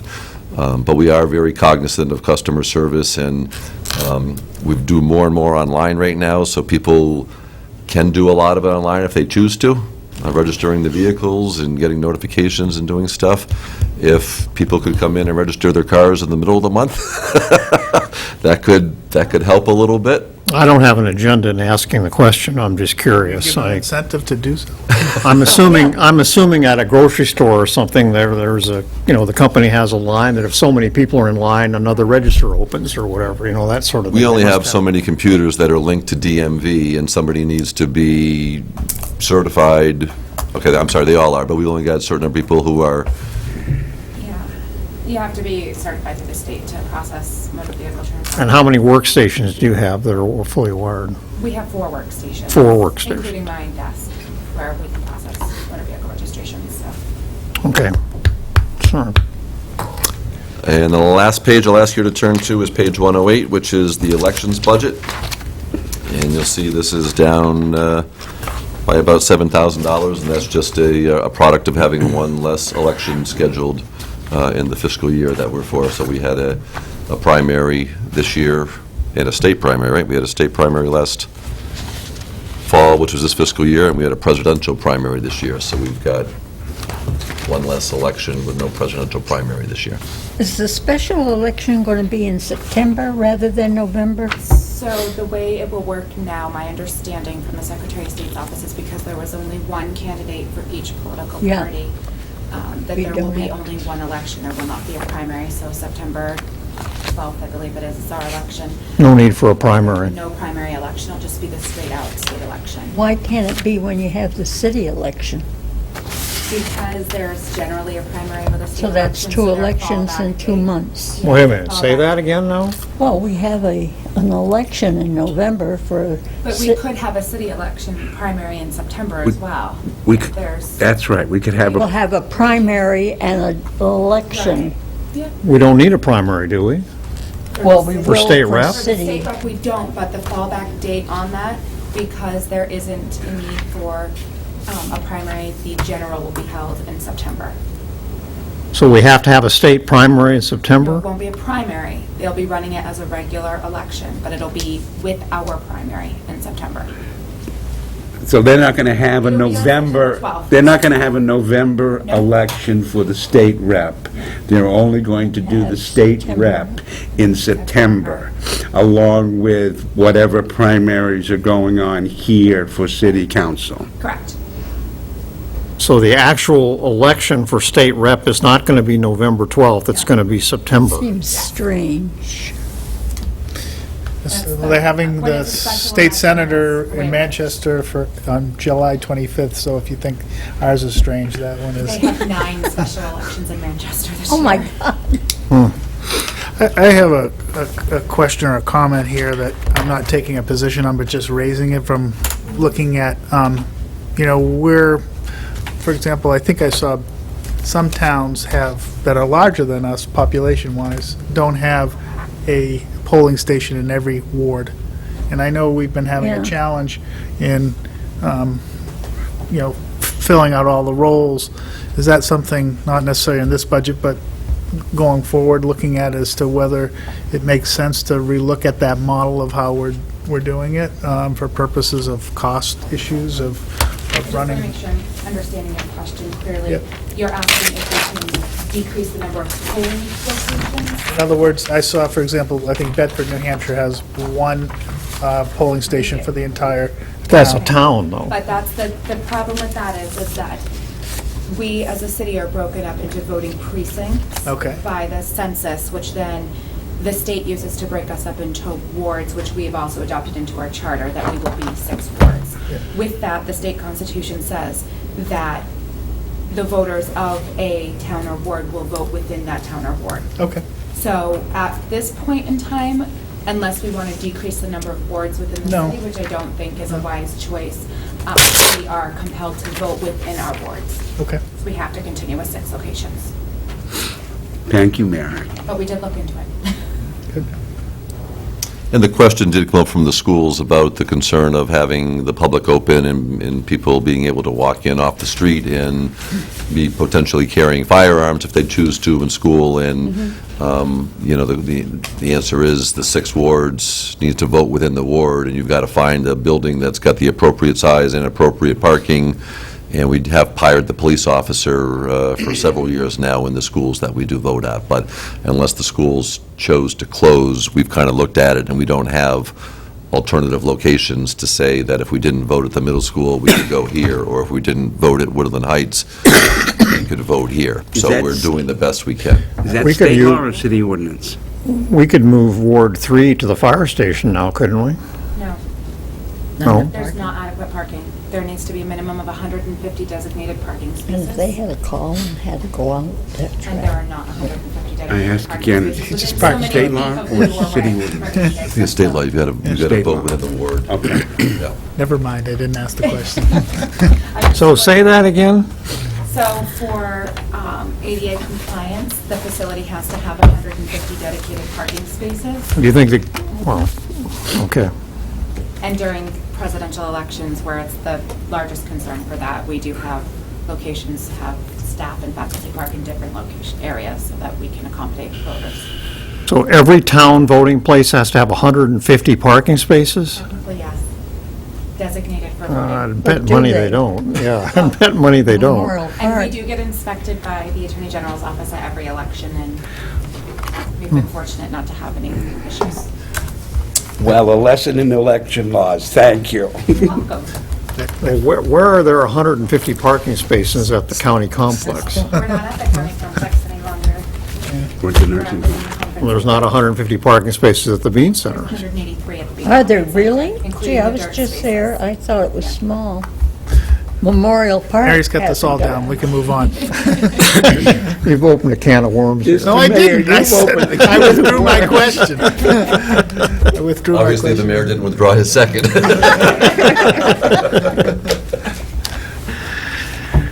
That's what I've got for you. I believe next week, next week we start at 6 o'clock just for general budget discussion. If there are any additional pieces of information that you want us to provide, if there's any department heads you want to make sure we have back for follow-up questions, if there's anything additional on the school, let me know, hopefully by the middle part of this week, so we can So get you the information. We're doing the first, we did the first reading last week, we're doing the second reading, and are doing a public hearing and a second reading on the budget items here. I don't believe it's anybody's expectation that you're voting on the budget next week. Am I correct on that? Correct. So the clerk has asked me, in order to save paper, if the decision is not to vote on the budget next week, we will hold the public hearings.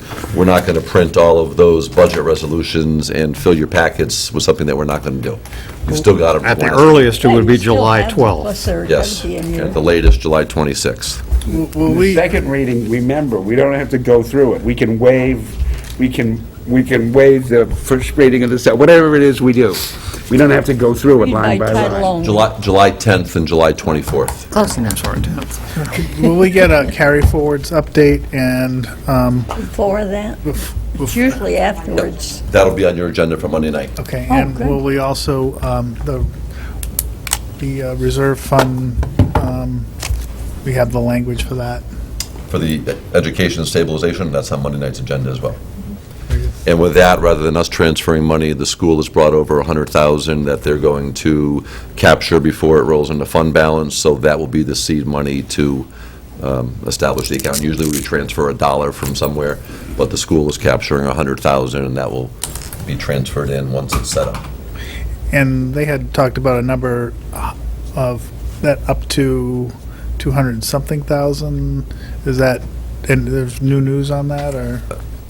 I think they brought, I don't know the answer to that one yet until maybe they get a little closer. I know they also brought over some money to put in the special education account and the building capital account, so maybe that's Okay. combined the number, but 100,000 is going to go into the, Did they bring it over in bags? it was small, non-sequential bills, I think. Bringing it over in nickels, asking you to count it. No, actually, we sign the checks over here, so they bring their checks over here to be They just tell us what it is, we signed, sign them, we keep them. and then they give them back to us. Any other There's business 3 tonight? checks. Well, I'd just like to say that the exemption and credit comparison discussion of Finance Committee's coming up. If you've not been through this issue before, you might want to just be in the audience or sit at your chair to learn about that. I'm out of here. I think that was a motion to adjourn. Yes, it was. You don't need a motion. All right, without objection, I'm going to declare the meeting adjourned then